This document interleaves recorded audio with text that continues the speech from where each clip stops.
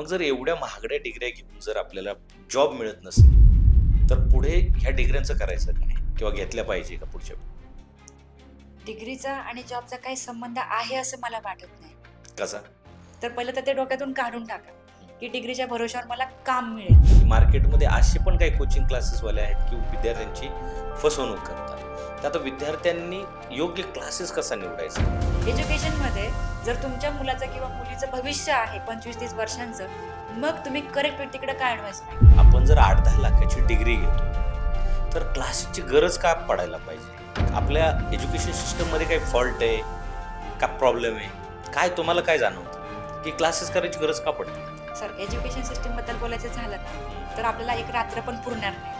कारण की काही सिस्टीम्स अशा आहेत की त्या बदलणं आपल्या हातात नाही आहे. आणि त्यांचे पॅरेंट्स सरप्राईज आहेत की अरे ह्याचं काहीच होऊ शकत नव्हतं, ह्याचं काहीतरी झालं. आणि चांगलं पॅकेज घेतो. सो एमपीएससी ड्रॉपआउट असो, काही प्रॉब्लेम असो, प्रॉब्लेम तेव्हा मॅटर करतो ज्यावेळेस तुम्ही तो घेऊन बसता. सगळ्यात महत्त्वाचा प्रश्न विचारला, जे फ्रेशर आहे त्यांना मोठ्यात मोठं पॅकेज कसं मिळवायचं, आणि जे जॉब करतायत पण छोट्या पॅकेजवर करतात त्यांना पण मोठं पॅकेज कसं मिळवायचं, याचे काही टिप्स किंवा टेक्निक्स आम्हाला सांगा. मोठ्या पॅकेजसाठी कसं लागतं ना सर, की मोठा आता बऱ्याचदा मुलं ग्रामीण भागातून येतात, काही अशा शहरातल्या काही अशा भागातून येतात की त्यांना ती सवय नसते, त्या एन्व्हायरमेंटची सवय नसते. तर जास्त पॅकेज मिळवण्यासाठी मुलांच्या सवयी कुठल्या असल्या पाहिजे? जास्त पॅकेजसाठी आता एन्व्हायरमेंट जर आपण बघितलं ना, तर नाचताय ना अंगण वाकडं ही कंडिशन झाली आहे. आता जे बेरोजगार आहेत तरुण, तर तुम्ही त्यांना काय सल्ला द्या? बेरोजगारातून बाहेर पडायचं असेल तर आपल्याकडे थेअरी शिकवली जाते, प्रॅक्टिकल होत नाही, हा मेजर प्रॉब्लेम. हो, हा मेजर प्रॉब्लेम आहे. कारण की आजकाल काय ना सर, म्हणजे आता थोडंसं कॉन्ट्रोवर्शियल होईल. आता सगळ्यात महत्त्वाचा प्रश्न विचारणे, आपण म्हणलात की पॅकेज, मोठ्यात मोठं आय टीतलं पॅकेज मिळवण्यासाठी विद्यार्थ्यांमध्ये कुठले स्किल्स असले पाहिजे? पण ज्या ठिकाणी आपल्या पोटापाण्याचा प्रश्न आहे आणि त्यावरून उपर जर आपल्याला आपल्या पहिल्या 7 वर्षांच्या करिअरमध्ये जर लक्झरियस लाईफ पाहिजे, म्हणजे आता फ्लॅट पाहिजे, एखादी एसयूव्ही पाहिजे, तर त्यासाठी आपण मॅडम, आय टी सेक्टरमध्ये 2026 मध्ये कोणत्या टेक्नॉलॉजीला बूम उडणार आहे? म्हणजे कोणत्या टेक्नॉलॉजी आपण शिकलं पाहिजे?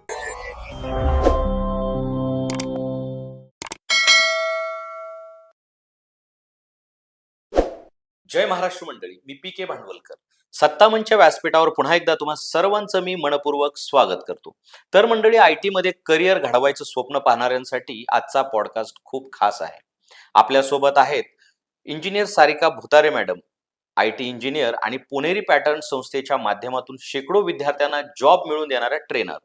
आय टी मधील मुलांना केवळ नोकरीच नाही, तर योग्य स्किल्स, आत्मविश्वास आणि इंडस्ट्री रेडी माइंडसेट देणं हे त्यांचं ध्येय आहे. आज आपण त्यांच्या प्रवासाबद्दल, आय टी इंडस्ट्रीतील संधीबद्दल आणि जॉब मिळवण्यासाठी खरंच काय गरजेचं आहे याबद्दल मनमोकळ्या गप्पा मारणार आहोत. तर मंडळी, आजचा पॉडकास्ट खूप महत्त्वाच्या विषयावर आहे आणि खूप इंटरेस्टिंग देखील होणार आहे, त्यामुळे शेवटपर्यंत नक्की बघा. आणि चॅनलला जर अजून सबस्क्राईब केलं नसेल तर सबस्क्राईब करून घ्या आणि बेल आयकॉन दाबायला विसरू नका. मॅम नमस्कार. नमस्कार सर. कशा आहात? खूप छान. तुमचं सत्ता मंचावर खूप खूप स्वागत. Thank you so much sir. मला सगळ्यांना सांगायला आवडेल की सत्ता मंच आणि टीम खूप मेहनतीने काम करतात आहेत. आणि मी ऑब्झर्व करते की सगळ्या मित्रमंडळींना नक्कीच ह्या सगळ्या पॉडकास्टचा खूप फायदा होणार आहे. विशेष करून आजच्या पॉडकास्टमध्ये वही आणि पेनच घेऊन बसा. पण त्याआधी चॅनलला जर सबस्क्राईब केलं नसेल तर नक्की करा. कारण हा पॉडकास्ट फार महत्त्वाचा आहे. जर आय टी करिअरबद्दल तुम्हाला कुठलीही शंका असेल, काही असेल, तर आज या पॉडकास्टमधून ते क्लिअर होणार आहे. पण जेवढं मी ऑब्झर्व केलंय, तर टीम खूप एफर्ट टाकते सत्ता मंचची. सो त्यांना कॉन्ट्रीब्यूट करा, त्यांना सहकार्य करा आणि चॅनलला सबस्क्राईब करा. Thank you ma'am, thank you so much. Yes. तर मॅम, माझा पहिलाच प्रश्न आहे की सध्या आय टीची कंडिशन काय आहे? आणि काही कंपनीज आपल्याकडे येतात, जसे की गुगल आहे, काही कंपन्या येतात, तर बऱ्याच कंपन्या शिफ्ट होत आहेत बँगलोरला, हैदराबादला किंवा गुजरातला होत आहेत. तर मग सध्या हे आम्ही गोष्टी आय टी बद्दल ऐकतो, तर तुमचं काय मत आहे ह्या गोष्टी? विशेष म्हणजे कंपन्या भारतात आहेत, हम्म, हीच फार मोठी गोष्ट आहे ना. नक्कीच नक्कीच. कारण आय टी सारखं क्षेत्र आहे जे लाखांमध्ये पॅकेज देत आहे अगदी आणि बरोबर. विशेष करून इंडियामध्ये मिळतंय, ही फार मोठी गोष्ट आहे. हम्म, कारण सर, लोकांना वाटतं की पॅकेज, हम्म, पण हे तर खूप बेस्ट पॅकेज आहे ना सर, की आपण आपल्या फॅमिली सोबत, आपल्या आई-वडिलांसोबत इथे राहून जर एवढ्या लाखांमध्ये कमवत असेल, तर हीच फार मोठी गोष्ट आहे. आज जे हम्म, लोक फॉरेनला गेलेत, ते पैसा तर नक्कीच कमवतात आहेत. हम्म, पण त्यांना ते पॅकेजमध्ये ते नाही ना ॲड ऑन, की त्यांचे आई-वडील आज इथे आहेत. हं. त्याच्यासोबत ते टाइम स्पेंड नाही करू शकत. बरोबर. एवढा पैसा कमवला तर लक्झरीज लाईफ जगतात आहेत. हे अगदी खरं आहे. पण ते आयुष्यातले चांगले मोमेंट्स कुठे आहेत? सो माझं असं म्हणणं आहे, की ठीक आहे जाऊन जातील कुठे? हं. गुजरातला जातील, पुण्यामध्ये शिफ्ट होतील, पण राहणार तर इंडियामध्येच. आणि बरोबर. महत्त्वाची गोष्ट तर ही आहे ना सर, की फॉरेनच्या कंपन्या भारतात आल्यात. हे याच्या आधी कधी होतच नव्हतं. आता Google सारखी कंपनी कल्याणनगरला आली. हं. मग यामुळे तर जॉब जनरेट झालेत. मग क्या हे तर बात है! सुवर्ण संधीच आहे ना. सो असं नाहीये, की बाबा गुजरातला गेलं मग गुजरात आउट ऑफ इंडिया आहे. गुजरात इंडियामध्येच आहे. नक्कीच. आणि आपल्याला जर लाखांमध्ये पाहिजे, तर हं. आपण तर गेलोच पाहिजे ना सर. आपण आपली जागाच नाही सोडली, आपली प्रगती कशी होईल? कारण काही बरोबर. महान व्यक्ती बोलतात ना सर, की आपण जे करतो, बिझनेस असेल किंवा जॉब असेल, तर 300 किलोमीटर दूर गेलं पाहिजे, तर तुमची प्रगती आहे. तिथे बसून आपल्याला कोणी नोकरी देणार नाही, कोणी बरोबर. संधी देणार नाही आणि आपण केलेल्या बिझनेसला कोणी कस्टमर पण बनणार नाही. मग यापेक्षा गुजरातला गेलेलं आणि लाखांमध्ये पॅकेज कमवलं काय वाईट आहे? सो बरोबर. महत्त्वाचा मुद्दा तर हा आहे, की इंडियामध्ये कंपन्या आहेत आणि सौदी अरेबियामध्ये जेवढा ऑइल एक्सपोर्ट होतो, त्याच्या कितीतरी पटींनी भारतामधून सॉफ्टवेअर एक्सपोर्ट होतो दरवर्षी. एवढं मोठं मार्केट आहे भारतामध्ये सॉफ्टवेअरचं. त्यामुळं घुमून फिरून जर भारतामध्ये कंपन्या आहेत, तर ही फार मोठी गोष्ट आहे. कारण खूप मोठी संधी आहे एवढे रोजगार एक्झॅक्टली, निर्मितीची. एक्झॅक्टली. कारण की आता आमची एक मुलगी लेटेस्टमध्ये नोएडा लोकेशनला प्लेस झाली कॅपजेमिनीला. अरे ती वाह! हसी-खुशी चालली आहे. हं. कारण की तिला त्या कंपनीमध्ये ती संधी मिळतेय, की मी तिथं माझं नॉलेज एक्सप्लोर करू. बदल्यात तिला लाखांमध्ये पॅकेज पण मिळतंय. तिलाही चान्स मिळतो ना, की पुणे सोडून बाहेर फिरण्याचा, तिची बरोबर. लाईफ एन्जॉय करण्याचा, करियर सेट करण्याचा. हं. घरच्यांनाही प्राउड फील वाटतं आणि हे गोष्ट केल्या पाहिजेत. थोडंसं बाहेरही पडलं पाहिजे. आज कोणी गावाकडे जॉब ठेवलेत सर? आयटीचे जॉब पुणे, मुंबईसारख्या ठिकाणी आहेत. आयटीचे जॉब तिकडे नाही ना. बरोबर. आणि एक्सपिरियन्स नंतर आपण माघारी आपल्या कुठेही, येऊ कुठेही, शकतो ना आपल्या. कुठेही, कुठेही करू शकतो. पण सुरुवातीला जर मीच बेरोजगार आहे, मला जर कॉलेजमधून जॉब नाही मिळाला, तर हं. मला तेवढी तरी मानसिकता बनवावं लागेल ना, की मी माझी प्लेस सोडून कुठेतरी जाऊ, माझ्या पोटापाण्यासाठी किंवा लक्झरियस लाईफसाठी. तर ते करणं फार गरजेचं आहे. आता सगळ्यात महत्त्वाचा प्रश्न विचारणार आपण म्हणलात, की पॅकेज. मोठ्यात मोठं आय-टीतलं पॅकेज मिळवण्यासाठी विद्यार्थ्यांमध्ये कुठले स्किल्स असले पाहिजेत? पहिले तर इंग्लिश कम्युनिकेशन पाहिजेच. हं. इंग्लिश शिवाय पर्याय नाही, कारण फॉरेन कंपन्या इंग्लिश लँग्वेजमधून डील करतात. मग बरोबर. असं म्हणता कामा नये, माझी मराठी. नक्कीच म्हणा, पण त्या ठिकाणी ठीक आहे, की ज्या ठिकाणी आपली बोलीभाषा आहे, मातृभाषेचा बरोबर. रिस्पेक्ट केला पाहिजे. आपल्या इंडियामध्ये 22 पेक्षा जास्त भाषा बोलल्या जातात. आपल्या भाषेचा आपण आदर करावा, नक्की. पण ज्या ठिकाणी आपल्या पोटापाण्याचा प्रश्न आहे आणि त्यावरही उपर जर आपल्याला आपल्या पहिल्या 7 वर्षांच्या करिअरमध्ये जर लक्झरियस लाईफ पाहिजे, म्हणजे स्वतःचा फ्लॅट पाहिजे, एखादी एस-यू-व्ही पाहिजे, तर त्यासाठी आपण इंग्लिशचा नारा लावता कामा नये. मग तिथे आपल्याला इंग्रजी बोलता यायला पाहिजे. दुसरी गोष्ट आय-टीमध्ये जे अपग्रेडेशन आहे, की बाबा नवीन काहीतरी आलं, नवीन काहीतरी आलं. तर हे अपग्रेड करता आलं पाहिजे. जसं मी आजच्या सेशनमध्ये शिकवलं, हं. की जुन्या काळात लँडलाईन फोन आले, तर त्यावेळेस लँडलाईनच्या कंपनीला पहिल्या हं. 10,00,000 कस्टमरपर्यंत पोहोचायला 3 पिढ्यांचा वेळ लागला. बरोबर. तेच ChatGPTला 5 दिवसांचा वेळ लागला. बरोबर. मग टेक्नॉलॉजीचं रिव्होल्यूशन किती फास्ट आहे. सो आय-टीमध्ये येण्यासाठी किंवा आय-टीमध्ये लाखोंमध्ये कमवण्यासाठी इंग्लिशसोबत तुम्हाला स्किल पण चांगलंच पाहिजे. तुम्हाला अपग्रेड करून पुढे जाता आलं पाहिजे. जर तुम्ही अपग्रेड करायला मना केलं, की नाही मला हे येतं याच्यावरती मला जॉब द्या, असं नाही होणार. कंपनी म्हणते, क्लायंट म्हणतो, हे स्किल आहे का बाबा एवढं लाखांचं पॅकेज घे. तुम्हाला ते स्किल दाखवावंच लागेल, द्यावंच लागेल. त्याशिवाय लाखोंचं पॅकेज मिळणार नाही. तिसरी गोष्ट तुम्हाला फ्लेक्सिबल राहायला लागेल. जेवढं जास्त तुम्ही फ्लेक्सिबल राहणार लोकेशनसाठी, टायमिंगसाठी, तेवढा जास्त पैसा भेटणार. आणि बरोबर. चौथी गोष्ट सातत्य. तुम्ही जे काही करताय, जे काही स्किल शिकताय, जे काही इंग्रजी तुम्ही तयारी करताय, जे काही फ्लेक्सिबल राहताय, त्याच्यामध्ये सातत्य ठेवा. नाहीतर एक दिवस अभ्यास करून 10 दिवसाचा ब्रेक घेतला आणि मी चाललो मनालीला, हं. मला आला स्ट्रेस, हे हं. जमणारच नाही. बरोबर. तुम्हाला लाखांचं पॅकेज पाहिजे, सातत्य पाहिजे. एक 2-4 वर्ष मेहनत टाकली पाहिजे, तेव्हा कुठं लाईफमध्ये 25 वर्षाचं करियर काहीतरी सीआरमध्ये तुम्ही कमवू शकता. बस एवढ्या स्किलवर होऊन जाऊ शकतं. येस, एवढंच पाहिजे. याच्यापेक्षा वेगळं काहीही करायची गरज नाही. सिंपल आहे. खूप सिंपल आहे. भाषा आणि स्किल आणि कन्सिस्टन्सी. एक्झॅक्टली. एवढंच महत्वाचं. आता बघा त्याच्या एक पुढचा एक प्रश्न आहे, की आता बघा इंजिनिअरिंगची डिग्री ही महागडी डिग्री समजली जाते. एक तर पहिले नंबर लागायलाच थोडं कठीण आहे. दुसरी गोष्ट लागला तर डिग्रीमध्ये एवढा मोठा खर्च. आई-वडील, पालक पोटाला चिमटे घेऊन मुलाला शिकवत असतात. बऱ्यापैकी आपल्याकडं इकॉनॉमिकल स्टेटस आपल्याला माहिती आहे फॅमिलीचं कसं असतं. मग जर एवढ्या महागड्या डिग्र्या घेऊन जर आपल्याला जॉब मिळत नसेल, तर पुढे ह्या डिग्र्यांचं करायचं काय? किंवा घेतल्या पाहिजे का पुढच्या पिढी? डिग्रीचा आणि जॉबचा काही संबंध आहे असं मला वाटत नाही. कसा? कारण की जॉब ज्या ठिकाणी आहे, तर त्या जॉबची रिक्वायरमेंट काय आहे, की तुम्हाला हे काम जॉब ह्या नावातच आहे, काम येतं का? येस. कॉलेज हे नाही शिकवत, की काम कसं करायचं. हं. कॉलेज हे शिकवते, की तुम्हाला पुस्तकी नॉलेजमधून हा विषय कसा क्लिअर करायचा. तर पहिलं तर ते डोक्यातून काढून टाका, हं. की डिग्रीच्या भरोश्यावर मला काम मिळेल. कारण काम करण्यासाठी काम करता आलं पाहिजे. त्यासाठी काहीतरी स्किल सेट पाहिजे. कारण जर कॉलेजने हे शिकवलं ना, की बाबा अमुक-अमुक एका कंपनीमध्ये ही पोझिशन आहे आणि या पोझिशनसाठी हे काम करण्यासाठी तुला हे स्किल शिकावं लागेल. तर ती डिग्री वर्थ इट. पण असे किती कॉलेजेस आहेत, की जे मुलांना म्हणतात, की "जा बाबा वर्षभर तू इंडस्ट्रीत जाऊन काम कर." हं. सांगा भाऊ. जेमतेम थोडेफार प्रोजेक्ट मुलं जे बनवतात ते पण विकत घेतात बरोबर. आणि जेमतेम इंटर्नशिप फक्त सबमिशन पुरतं वापरतात. मग इंडस्ट्री नॉलेज येणार कुठून? त्यामुळे काय झालंय, की ज्या डिग्रीज मिळतात आहेत, त्यावरती आपण फक्त पात्रता बनून राहिलो. पुढं काय, की माझा कॉल आहे, की बाबा मला जर आज डेव्हलपर बनायचंय, तर डेव्हलपर काय काम करतो हे मला माहिती पाहिजे. दुसरी गोष्ट, त्यासाठीचं स्किल मला आलं पाहिजे, हा एक मानसिकतेचा भाग आहे. पण बऱ्याच मुलांची मानसिकता किंवा पालकांची मानसिकता काय आहे, की माझा मुलगा इंजिनिअर झाला, त्याला जॉब मिळाला पाहिजे. पण जॉबसाठी जॉब देणारा स्किल बघतो, की बाबा डिग्री आहे हा एक भाग झाला. पण पुढे तुला हे स्किल येतंय का? नाही येत, मग ते शिकलं पाहिजे ना. बरोबर. हा ॲड ऑन भाग झाला. जसं की केकवरची क्रीम. तुम्ही रॉ केक दिला, त्याला काही कुणी अट्रॅक्ट नाही होणार. पण त्याच केकवरती जर तुम्ही क्रीम अप्लाय करताय, तर समोरच्याला तो हवा-हवासा आहे. बरोबर. माणूस काय म्हणतो, "मला तो वाला केक पाहिजे." लहान मुलं तेच चॉईस करणार. ते असं नाही म्हणणार, की मला रॉ केक पाहिजे. रॉ केकची व्हॅल्यू पॅरेंट्सला आहे, हं. मुलांना नाही. तसंच कंपनीमध्ये रॉ केकला कुणी विचारत नाही, जसं तुमच्या डिग्रीला. त्यांना काय पाहिजे? स्किल पाहिजे. म्हणजे ती आली क्रीम, की त्यांना ते हवंय. म्हणून कॉलेजमध्ये सुद्धा काही-काहीच मुलांचं प्लेसमेंट होतं. बरेच सारे मुलं बेरोजगार राहतात. मग आपण आता इकडे बघितलं पाहिजे, की जे मुलं प्लेस होतात ते काय करतात? बरोबर. आपलं प्लेसमेंट होत नाही, तर आपण कुठं कमी पडलो? आता बऱ्याच लोकांना काय वाटतं, की तो हुशार आहे. तो हुशार आहे, पण मग त्याने त्या इंटरव्ह्यूचे काहीतरी राउंड क्रॅक केलेत. म्हणजे त्याच्याकडे काय-काय स्किल आहेत. बोटावर मोजणे इतके राउंड असतात सर. 4-5 इंटरव्ह्यूचे राउंड आहेत. त्याच्या पुढचं विश्वच नाही आयटीचं. ओके. त्याची जरी मन लावून तयारी केली, तरी पण आयटीमध्ये प्लेसमेंट होऊन जातं. पण आपण स्वतःहून होऊन जर त्याचा बाऊ तयार केला, की अरे माझं काही होऊ शकत नाही. मेंटॅलिटी पण मॅटर करते. माइंडसेटवरचा गेम आहे सगळा. कारण आज जर मला पॅकेज पाहिजे, तर मी माझ्या प्रॉब्लेमवरती वर्क केलं पाहिजे ना. आज मी समोरच्याला बोट दाखवून मला नाही मिळणार जॉब. सो त्यापेक्षा कॉलेजला ब्लेम करणं बंद करा. सोसायटीला ब्लेम करणं बंद करा. स्वतःवरती वर्क करणं चालू करा.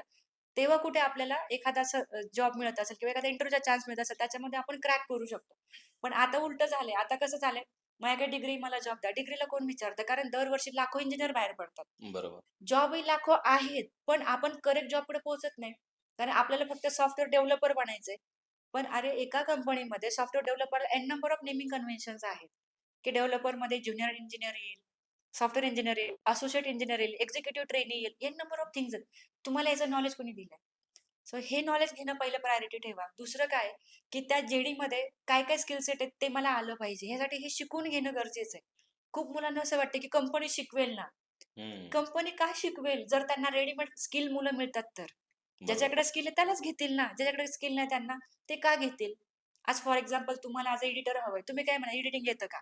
बरोबर. तुम्ही असं म्हणणार का, की तू शिकून मी तुला शिकवतो. तुम्ही का शिकवणार? बरोबर. ही स्कूल नाहीच आहे ना. एक्झॅक्टली. इन्स्टिट्यूट धिस इज नाहीच आहे. Not the school. This is a company. आज हं. तुम्हाला टर्नओव्हर चांगला दिला, तर समोर तुम्ही पॅकेज चांगलं देणार. हं. सो जस्ट लाइक दॅट, की फक्त डिग्रीवरती जॉब मिळणं आता फार कमी झालंय. स्किलवरती जॉब मिळाले पाहिजेत आणि त्यासाठी पालकांचा आणि विद्यार्थ्यांचा हा माइंडसेट पाहिजे, की नाही बाबा डिग्रीच्या बियॉन्ड जाऊन मला हे स्पेशलायझेशन करायचं, तेव्हा कुठे मला जॉब मिळणार.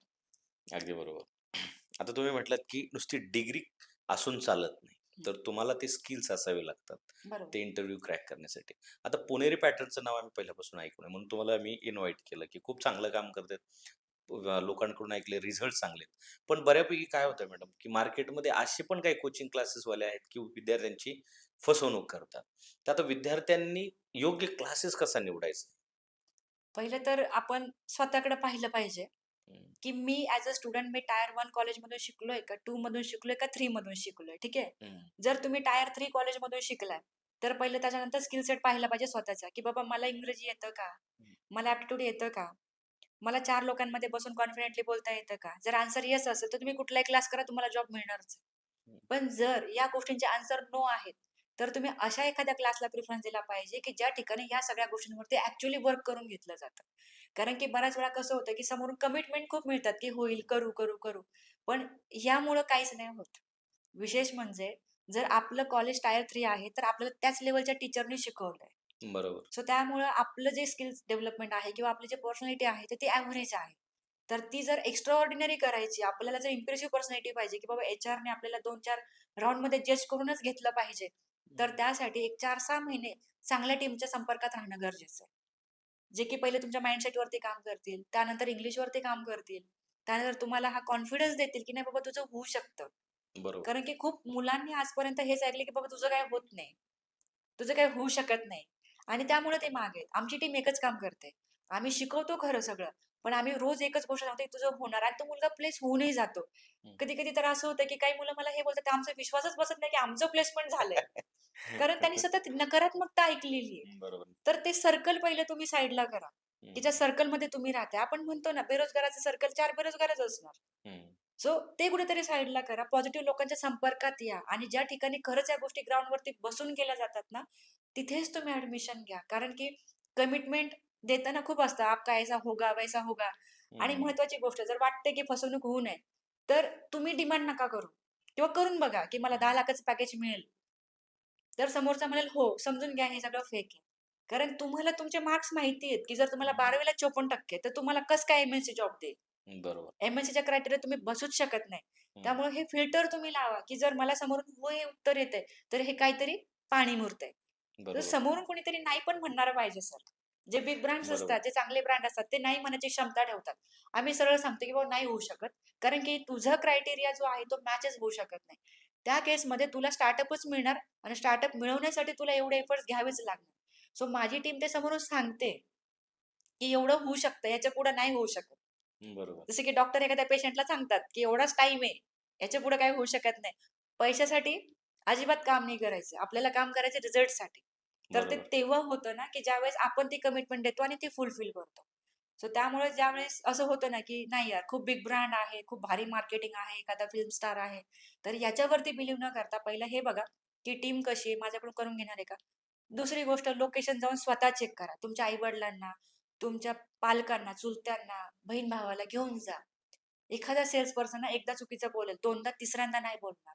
बरोबर. या गोष्टी करा. कारण कसं होतं ना, मार्केटमध्ये असं बोलणारे खूप लोकं आहेत आणि मग चला ऑनलाईन आपल्याकडे लय पैसा झालाय ना, आपण लगेच पाठवून देतो वन टाईम. हं. ह्या चुका नका करू. तुम्ही बघा. कारण की खूप मुलांचं असं झालंय, की राहतात पुण्यात. पुणे अराउंड राहतात. कोल्हापूर, सातारा, सांगली. पण एका कॉलमध्ये 50,000 पाठवणार. कारण हे मस्त असे शेतकरी आपण म्हणतो ना, एकदम ग्रँड शेतकरी आहेत. हं. यांच्याकडे पैसाच पैसा आहे. पैसाच पैसा आहे. हं. 50,000 काय मी 1,00,000 देतो. अरे, पण ज्या दिवशी प्लेसमेंट मिळणार नाही, इंटरव्ह्यू शेड्यूल होणार नाही, त्या दिवशी दरवाजा ठोकायला तरी समोरचा दरवाजा उघडणारा पाहिजे ना. बरोबर. दरवाजा तर पाहिजे. काही-काही इन्स्टिट्यूट तर नाहीतच आहेत अस्तित्वात. बापरे! म्हणजे ऑनलाईन चाललंय बोगस सगळं. आहे सगळं. सगळं बोगस आहे. आणि मग आपली पोरं मग नंतर बंगलोरला जाऊच शकत नाही. आज जर मला ह्या मोमेंटला माहिती की मी बंगलोरला, हैदराबादला जाऊ शकत नाही. मी एवढ्या पैशांची रिस्क का घेते? बरोबर. जर मला माहिती की मी पुण्यासारख्या ठिकाणी येऊ शकते आरामात 1 दिवसाचा प्रवास करून ₹1000 इन्व्हेस्ट करून एसटीला, तर मग मी ते इन्व्हेस्टमेंट केली पाहिजे. हं. जर एखाद्या हाउसवाईफला क्लास करायचे, तर नवऱ्याने सोबत आलं पाहिजे, बघितलं पाहिजे नजरेने की हे काय आहे? आणि त्यानंतर डिसिजन घेतला पाहिजे. हवेत नाही. कारण की इथं फक्त पैशाचा विषय नाही. इथं वेळही टाकायला लागतो.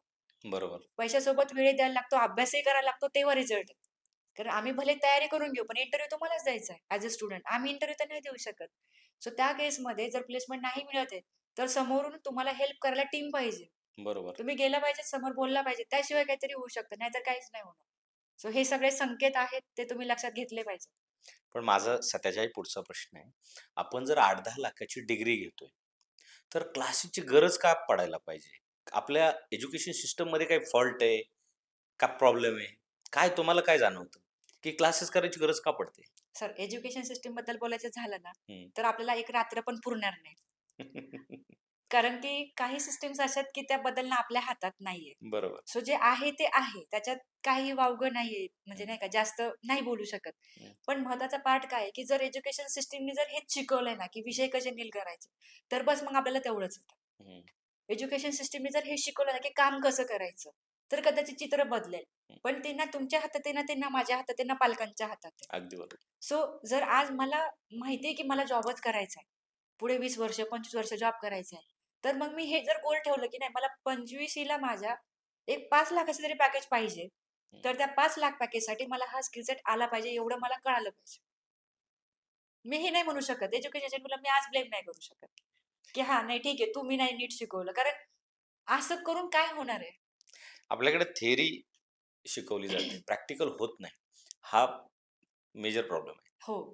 हा मेजर प्रॉब्लेम आहे. कारण की आजकाल काय ना सर, म्हणजे आता थोडंसं कॉन्ट्रोव्हर्शियल होईल. पण आजकाल मॅक्सिमम कॉलेजेसमध्ये इंडस्ट्री व्हिजिटच्या नावाखाली चांगल्या-चांगल्या ठिकाणी फिरवायला नेऊन हं. आणलं जातं. लाइक 8 1 डे नाही, 1 मज्जा. डे नाही पण 8 दिवस ट्रिप असते सर. हे हं. सगळं चालू आहे. मज्जा. आणि दुसरं एक दुःख हे पण आहे सर, की ज्यांची खरंच खूप इच्छा आहे ना, लाइक हं. डिप्लोमाचे कॉलेजेस वगैरे, त्यांची फार इच्छा आहे, की त्यांच्या पोरांनी काहीतरी बनावं. तर त्यांना एंट्री मिळत नाही. हं. त्यांना आय-टीमध्ये आय-टी पार्क्स कसे असतात ना, हे बघायला एंट्री मिळत नाही.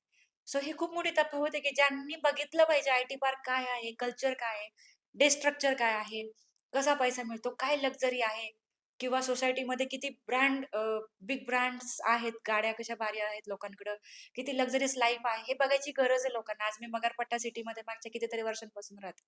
आणि ही खूप वाईट वाटण्यासारखी गोष्ट आहे, की ज्यांची इच्छा आहे त्यांना एंट्री भेटत नाही. ज्यांना एंट्री मिळू शकते, ते लोकं फिरायला इंडस्ट्री जातात. व्हिजिटच्या नावाखाली फिरायला जातात 8-8 दिवस. खूप वाईट वाटतं सर हे बघून. पण मला असं वाटतं, की खरंच ज्या पालकांना आज माहिती आहे ना, की नाही माझ्या मुलाला इंजिनिअर करून मला त्याला 25शी मध्ये सेट झालेलं बघायचं. त्यांनी आवर्जून आय-टी पार्कमध्ये फिरायला आणलं पाहिजे. स्वप्न दिले पाहिजे. कारण हं. की माझ्या काळात ते नव्हतं सर. मला माहीत बरोबर. नव्हतं, की असं काही आहे. आज असं वाटतं, की यार तेव्हा माहिती असतं तर आपण खूप चांगल्या स्टेजला असतो. अगदी बरोबर. कारण की कधी कोणी दिलंच नाही ना. मला त्या काळात 11वी-12वी ला असताना माझ्या गणिताचे शिक्षक म्हणायचे, की "इंजिनिअर व्हा, खूप पैसा भेटतो, खूप स्टेटस भेटतं, खूप चांगल्या गोष्टी करायची संधी भेटते." तर मग मला लक्षात आलं, की इंजिनिअर होणं म्हणजे खूप चांगलं काहीतरी आहे. मी इंजिनिअर झाले. हं. पण इंजिनिअरिंग करून पुढे काय? स्ट्रीम कुठली घेतली पाहिजे किंवा त्यानंतर पगार कसे मिळतात, कामं कसे चालतात हे कुणीच नाही सांगितलं. चूक माझ्या शिक्षकांची नाहीच आहे, चूक माझ्या बरं. कॉलेजची नाहीये. चूक माझ्या पालकांची पण नाही, कारण तेव्हा तो अवेअरनेसच नव्हता. तेव्हा बरोबर. ते कीपॅडवाले मोबाईल होते. हो. आता इंटरनेट एवढं भारी आपली चर्चा टॅब आहेत आता. हो. आता खूप भारी चाललंय. So smartphone. मला असं वाटतं ना, की आपण एज्युकेशन सिस्टमला ब्लेम करण्यापेक्षा आपल्या मुलांना, आपल्या नजदीकच्या लोकांना आपण चांगले स्वप्न, चांगल्या गोष्टी दाखवल्या पाहिजेत. अगदी बरोबर. आणि मग त्यांना ते व्हॅल्यू आपण फक्त बाहेरूनच काचेचे टॉवर बघतो. काय अर्थ आहे? आतलं कल्चर आता कुठल्या आय-टी कंपनीमध्ये ना, त्यांच्या स्टाफसाठी ना काही व्हिजिट्स असतात सर, स्पेसिफिकली असतात. हं. इंडस्ट्री व्हिजिटसाठी अप्रूव्हल असतात. गेट पास सिस्टम असतात. ह्या सगळ्या माहिती करून घेतल्या पाहिजे. म्हणजे आमच्या ऑर्गनायझेशनमध्ये खूप इंडस्ट्री व्हिजिट येतात सर. हं. तर तो दिवस खूप पर्वणीय असतो बघण्यासारखा, की यार त्या मुलांना खूप भारी वाटतं. तर ते हं. कधी मग त्यांना मला हे सांगायची गरज नाही, की "तू अभ्यास कर, तुझं फ्युचर चांगलं होईल." हं. त्याला ते माहिती आहे, की मला इथे यायचं असेल, तर मला अभ्यासच करायला लागेल. सो या बरोबर. गोष्टी त्यामुळे तिथं ब्लेम करण्यापेक्षा मला असं वाटतं आपण आपल्यावरती वर्क करूयात, जेणेकरून आपलं लाईफ सुखकर होईल. नाही, आपल्या एज्युकेशनचं मला समजलेली गोष्ट आहे, की अशी आहे, की आपण पुस्तकातलं कॉपी करतो ब्रेनमध्ये, बरोबर. ब्रेनमधलं कॉपी करतो पेपरवर. पेपरमध्ये आणि तेच आपण पोपटपंची सेम होत राहते. बरोबर. आपल्याकडे इनोव्हेटिव्ह काहीच होत नाही. बरोबर. रिसर्च काहीच होत नाही, की समजा एखादा हा माईक आहे. तर ह्या माईक सारखी किती पद्धतीचे माईक आपल्याकडे बनवू शकतात. बरोबर. आपण फक्त एकच रोड घेऊन बसतो. म्हणजे एकच माईक कॉपी केला, तोच पेपरमध्ये लिहिला. मग पुढे रिसर्च होणार नाही, आपल्याकडे नोबेल येणार नाही. बरोबर. आपल्या सिस्टमचा तो मला एक जाणवलेला प्रॉब्लेम आहे, की थिअरी. बरोबर. हेच लिहायचंय तुला तरच मार्क मिळतील. बरोबर. पण असं एखादा शिक्षक म्हणत नाही, की तू रोडच्या जागेवर तुझा एक स्वतःचा माईक तू तयार कर. बरोबर. तरच काहीतरी होईल ना. अगदी करेक्ट. आय-टी इंडस्ट्रीत पण तसंच आहे. जॉबच्या अपॉर्च्युनिटी आहेत. पण ते स्किलच त्यांना मिळत नाही. एक्झॅक्टली किंवा त्याला एक रोड मॅप नाही. जसं सचिन तेंडुलकर तेव्हा बनलेला एक गुरु होता सोबत म्हणून. बरोबर. प्रत्येक खेळाडूचं एक्झाम्पल घ्या. प्रत्येकासोबत एक गुरु भेटेल. मेंटॉर पाहिजेच. सो त्यामुळं आपण काय करतो ना, आपण आपला मेंटर शोधून ठेवलाय सर शेजारी. बरोबर. तो आपलं किती भलं करणार हे आपल्याला नंतर कळतं. येस. आपण करेक्ट. विचारून-विचारून कोणाला विचारणार? त्यानंतर विचारणार, ते आपल्याला सल्ला देणार. सो मला असं म्हणायचंय जसं की तुमचं हेल्थ असेल, हेल्थसाठी तुम्ही एम-डीकडेच जाता, हं, एम-बी-बी-एसकडे जाता. तुम्ही नॉर्मल डॉक्टरांकडे बिलीव्ह करता का नाही? मोठं ऑपरेशन असेल तुम्ही 10 लोकांचे सल्ले घेता. हं, एज्युकेशनमध्ये जर तुमच्या मुलाचं किंवा मुलीचं भविष्य आहे 25-30 वर्षांचं, मग तुम्ही करेक्ट व्यक्तीकडे का ॲडव्हाइस नाही घेत? हं. पॉइंट आहे. जर तुम्ही करेक्ट गुरु ठेवला तुमच्या करिअरच्या जर्नीमध्ये पहिल्या 2-3 वर्षामध्ये, तुम्ही करेक्ट रोड मॅपनी का नाही जाऊ शकणार? हे करणं फार गरजेचं आहे. म्हणजे माझा एक स्टुडंट आहे. मला हं, आवर्जून सांगायला आवडेल. त्यांच्या वाईफसाठी त्या मुलाने मला इन्क्वायरी केली, की "नाही मॅम माझ्या वाईफला ना एस-ए-पी शिकायचंय." मी हं, म्हटलं, "अरे कसं आहेस?" म्हटलं, "2023चं प्लेसमेंट आहे ते." म्हटलं, "मॅम मी 2 जॉब केले. आपल्या पहिल्या पुणेरी पाटण्याच्या जॉबनंतर मी अजून एक जॉब केला मुंबई लोकेशनला. हं, त्यानंतर मी गव्हर्नमेंट सेक्टरमध्ये शिफ्ट झालो. हं. कारण मला मुंबईला गेल्यावरती ती संधी कळाली. बरोबर. म्हणजे जो मुलगा चाकण एम-आय-डी-सीमध्ये लेबर वर्क करत होता, तो मुलगा आज एका गव्हर्नमेंट सेक्टरमध्ये काम करतोय, एका छोट्याशा गोष्टीमुळं. तर मी म्हटलं, "अरे वाह! किती छान." तर हं. मला म्हटलं, "मॅम हे फक्त तुमच्या गाईडन्समुळे शक्य आहे." मी क्या म्हटलं, बात "नाही," है! म्हटलं, "गाईडन्स हा एक भाग नाही तुमचं झाला, नाव ऐकून आहे, खूप ऐकून आहे. एक भाग त्याच्यामुळं झाला. अरे हं, पण तू पण एफर्ट टाकलेस ना," म्हटलं. कारण की मी हं, असं नाही म्हणत, की एज्युकेशनमध्ये कॉलेज किंवा इन्स्टिट्यूट खूप भारी, विद्यार्थी भारी पाहिजे. त्याच्यामध्ये ते शिकायचं एन्थुसियाझम पाहिजे. इच्छा बरोबर. पाहिजे, की नाही मॅम मला काहीतरी करायचं. म्हणजे तो मुलगा तो आहे, की ज्या ठिकाणी संडेला सुद्धा ते ऑफिसला येत होते. म्हणजे लिटरली 4-5 वाजेपर्यंत ते प्रॅक्टिस करायचे दिवसभर. आम्ही त्यांना म्हणतो, "अरे अरे तुम्ही जेवला नाहीत आज? चला आमच्यातला चहा अर्धा कप." मी आमच्या चहामधला अर्धा चहा दिलेला ही मुलं आहेत. आम्हाला बरोबर. कीव वाटत होती, की अरे हे दुपारी उपाशी बसले. कारण मॅम मंडेला इंटरव्ह्यू आहे ना, आज फुल प्रॅक्टिस पाहिजे. आज तुम्ही सांगितलं ना, हं. टायपिंग स्पीड चांगलं पाहिजे. 30 वर्ड पर मिनिट आलं पाहिजे विथ द करेक्शन. हे मुलं इतक्या चांगल्या स्टेजला गेलेत आणि खूप आनंद वाटतो. खूप आनंद वाटतो, की यार तुमचं उदाहरण खूप छान आहे. आपण जर रिसर्च केला, की हं, स्टीव्ह जॉब कॉलेज ड्रॉपआउट आहे. बिल गेट्स ते स्वतः सांगतात, की कॉलेज बरोबर, ड्रॉपआउट आहे. म्हणजे हे लोकं YouTubeचे, Facebookचे जे फाउंडर आहेत, मोठमोठ्या कंपन्यांचे मालक आहेत, ते कॉलेज ड्रॉपआउट आहेत. म्हणजे बरोबर, त्यांनी कशासाठी भर दिला? त्यांनी प्रॅक्टिकल वर्कवर भर दिला. बरोबर. त्यांनी इनोव्हेशनवर, रिसर्चवर भर दिला. जे तुम्ही सांगताय, की तुम्ही ते करून घेताय लोकांकडून.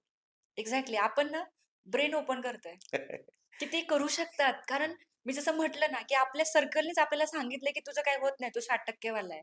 तू बरोबर. 50% वाला आहे. आम्ही असं म्हणतच नाही. आमचं एक ब्रीदवाक्य ठरलंय. हं. आपलं प्लेसमेंट होणार, आपण प्लेसमेंट घेऊन बाहेर पडणार. That's it. आणि ते मुलं करतात ते आणि त्यांचे पॅरेंट्स सरप्राईज्ड आहेत, की "अरे ह्याचं काहीच होऊ शकत नव्हतं. ह्याचं काहीतरी झालं." आणि चांगलं पॅकेज घेतो. हो आणि म्हणजे काहीतरी करतोय. ही बरोबर. फार मोठी गोष्ट आहे. आज जगात लोकांचा पैसा प्रॉब्लेम नाहीये सर. हं. मानसिकता हा प्रॉब्लेम आहे. एक करेक्ट माइंडसेटवर काम आलं पाहिजे. हां, मानसिकता पाहिजे, की नाही मला करायचंय ना, तर मला पॉझिटिव्ह बोलणारे 4 लोकं आजूबाजूला पाहिजे. तर आम्ही फक्त तेवढेच करतोय सर. मॅम आता आपण चर्चा केली, की ज्यांचं कॉलेज झालंय, जे रेग्युलर आहे, त्यांच्यासाठी हे ओके. पण बऱ्याचदा असं होतं, की विद्यार्थी कॉलेज पास आउट होतो आणि एम-पी-एस-सी असेल, यू-पी-एस-सी असेल किंवा मध्ये काही प्रॉब्लेम आला, तर त्याचा बऱ्याचदा गॅप पडतो. तर असा गॅप असणाऱ्यांसाठी काही अपॉर्च्युनिटीज आहेत का? नक्कीच सर, नक्कीच. आय-टीमध्ये ना, हं. टेक्निकल बॅकग्राऊंडऐवजी नॉन टेक्निकल वालेच खूप जास्त आहेत. काय म्हणता? कारण की हो सर, याचं हं. रिझन हे आहे, की आय-टीमध्ये स्किल ओरिएंटेड जॉब्स असतात. ओके. तुम्हाला ते काम येतंय का? इतकं हं, हं, सिंपल. सो या लोकांचं कसं असतं ना, की सुरुवातीला लाल दिव्याची गाडी एंड ऑल दॅट हे सगळं डोक्यात असतं आणि ते इतके इझिली जात नाही. बरोबर. सो आय-टी इंटरव्ह्यूमध्ये त्यांना फक्त हे आयडेंटिफाय करायचं की तुमचा कुठला प्लॅन बी तर नाही ना. हं, याचा आन्सर फक्त रेडी करा. बाकी टेक्निकल स्किल सेट द्यायला आमची टीम असते. सो माइंडसेट खूप स्ट्राँग पाहिजे. नाहीतर पुन्हा तुम्ही यू टर्न घेणार असाल, तर आय-टी वाले जॉब द्यायला बसलेले नाहीयेत. तर बरोबर. पहिला तो फॅक्टर आहे. कारण की खूप मुलांचे गॅप्स होतात. आता त्यांच्यामध्ये प्लस फॅक्टर काय आहे? पहिली गोष्ट त्यांच्यात पेशन्स खूप असतात. बरोबर. दुसरी गोष्ट त्यांच्यामध्ये अभ्यासू वृत्ती असते. आणि तिसरी वय झाल्यामुळे पर्सनॅलिटी पण चांगली राहते. कारण की तेवढं आणि गरज पण असते. हां, आता जबाबदारी आली. लग्न करायचं असतं. करेक्ट. सो मग यामुळे काय होतं, की थोडंसं सिरियसली जर प्रिपरेशन केलं ना, म्हणजे अगदी हं, 15 तास नाही म्हणू शकत मी, पण एक हं, 7-8 तास जरी डेली अभ्यास केला, तरी पण प्लेसमेंट होतं आय-टीमध्ये. आणि हं, तशा जॉब देणाऱ्या खूप साऱ्या कंपन्या आहेत, की जे जेन हायर नाही करत, हं, जे ओल्ड पास आउटला हायर करतात. सो अशा खूप सगळ्या संधी आहेत. आणि माझ्या अनुभवाप्रमाणे तरी आय-टीमध्ये ना खूप वेळा असं पण होतं, की एखादा मुलगा आहे, तो फार असा ध्येयवेडा होतो. जसं की नाही का, आता आमचा एक लेटेस्ट प्लेसमेंटचा मुलगा AWS क्लाउडमध्ये प्लेस झाला. तो ना ॲडमिशन नंतर डे 8ला मला भेटायला 8व्या दिवशी भेटायला आला. हं, मॅम बोलला, की मी ना ठरवून घेतलंय, की मला इथेच करियर करायचंय, क्लाउडमध्येच. हं, आणि ना मी सायबर सिक्युरिटी, हॅकिंग बाकी टेक्निकल सगळं मला येतं. मला फक्त जॉब पाहिजे. हं, मी म्हटलं, "ठीक आहे," म्हटलं. तर ना एक 45 डेजमध्ये आम्ही प्रोसेस करून दिलं.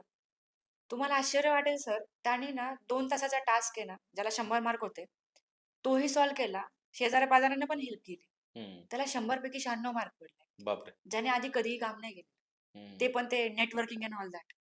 म्हणजे इतकी सरप्राईज करण्यासारखी गोष्ट आहे. त्या कंपनीला त्याने निगोशिएट करून आला. हं, त्यांनी सांगितलं, बाळा तुला 16,000 मिळेल." नाही म्हटला, "मला 20 पाहिजे." त्यांनी दिले सर. हं, का? कारण की त्यांनी ठरवून घेतलं, की नाही मला ह्याच क्षेत्रात करायचं ना, त्याचीच खूप फुल तयारी केली. हं, त्याचं 45 डेजमध्ये होऊन गेलं. याचा अर्थ काय होतो? की रिगार्डलेस ऑफ बॅकग्राऊंड, आणि बॅकग्राऊंड मी सांगते 2011चं 12वी पास आउट आहे हं. आणि ह्या वर्षीचं 2026चं bachelor of arts pass out आहे. हो. आर्ट्सचा मुलगा आहे, त्याला जर सॉफ्टवेअर कंपनी जर एवढी चांगली संधी देते क्लाउडची, हं. AWS क्लाउडची, तर आपण तर मच बेटर आहे. मग बरोबर. आता असा प्रॉब्लेम होईल ना सर, आता उद्या आमची रील जाईल. हं. आम्हाला भरमसाठ कमेंट येतील, की आम्ही तर इंजिनिअर आहे हं, हं, हं, हं. आणि हे चाललंय. बरं आता ह्या मुलांचा काय भाग आहे काम करण्याचा किंवा अभ्यास करायचा बरोबर. काय भाग आहे, मी तुम्हाला समजावून सांगते. सर तुम्ही इमॅजिन करू शकता, घोडा आहे बघा, घोडा असतो सजवलेला. त्याला ना येस. असं हे असतं. झापड्या लावलेल्या असतात हां, का असतात सर त्या? फोकससाठी, हां, त्याला की त्याने इकडं-तिकडं दिसलं इकडे-तिकडे नाही बघू पाहिजे. नये, डिस्ट्रॅक्शन वाढू नये. हां, तो फक्त समोर बघतो. त्या मुलाचा टाइप तो आहे सर. हं. त्याने फक्त बघितलं, की मला आयटी जॉब मिळवायचा आहे आणि त्याने तो मिळवला आणि तो गेला. लिटरली तो मुलगा ज्यावेळेस आमच्या इन्स्टिट्यूटमध्ये क्लासरूममध्ये आला, बाकीची मुलं त्याला हसायची. "अरे, हा आला इथे. हं.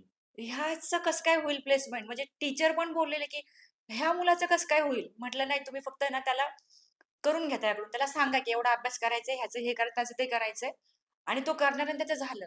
सो एम-पी-एस-सी ड्रॉपआउट असो, काहीही प्रॉब्लेम असो, प्रॉब्लेम तेव्हा मॅटर करतो ज्यावेळेस तुम्ही तो घेऊन बसता. बरोबर. ज्यावेळेस तुम्ही ठरवलंय, की नाही मला एवढ्या महिन्यात एवढं पॅकेज पाहिजेच, त्या ठिकाणी तो प्रॉब्लेम साइडला जातो आणि तुमच्या स्किल समोर येतात, त्या स्किलवरती समोरचा जॉब देतो. सो त्यामुळे हे तुम्हाला ठरवायचं. जर मला आयटीमध्ये लाखोंचं पॅकेज काही महिन्यात पाहिजे ना, तर तुम्ही त्यासाठी एकदम क्रेझी पाहिजे, की नाही यार मला ते मिळवायचं त्याच्यासाठी मी मेहनत घेतली पाहिजे. That's it. दुसरं काही विश्व नाही आयटीचा आणि आयटीमध्ये आहेच संधी. ते बरोबर. नाही बघत, की तुमचा बॅकग्राऊंड काय आहे. कारण आम्ही ॲज अ प्लेसमेंट टीममध्ये मीडिएटर असतो. आम्ही टीम ज्यावेळेस इंटरव्ह्यू अरेंज करतो, त्यावेळेस हे सगळं नाही मॅटर करत. कारण तो रेफरन्स इम्पॉर्टंट आहे. आज जर तुम्हाला स्किलफुल कॅन्डिडेट मी देत असेल, तर तुम्ही नको का म्हणाल? बरोबर. आणि विशेष म्हणजे नीडी, त्यांच्या कामाचं पाहिजे. गरजू आणि कामाचा. बस विषय संपला. त्यामुळे आयटीमध्ये प्लेसमेंट होणं फार ईझी आहे. फक्त माइंडसेट करेक्ट पाहिजे.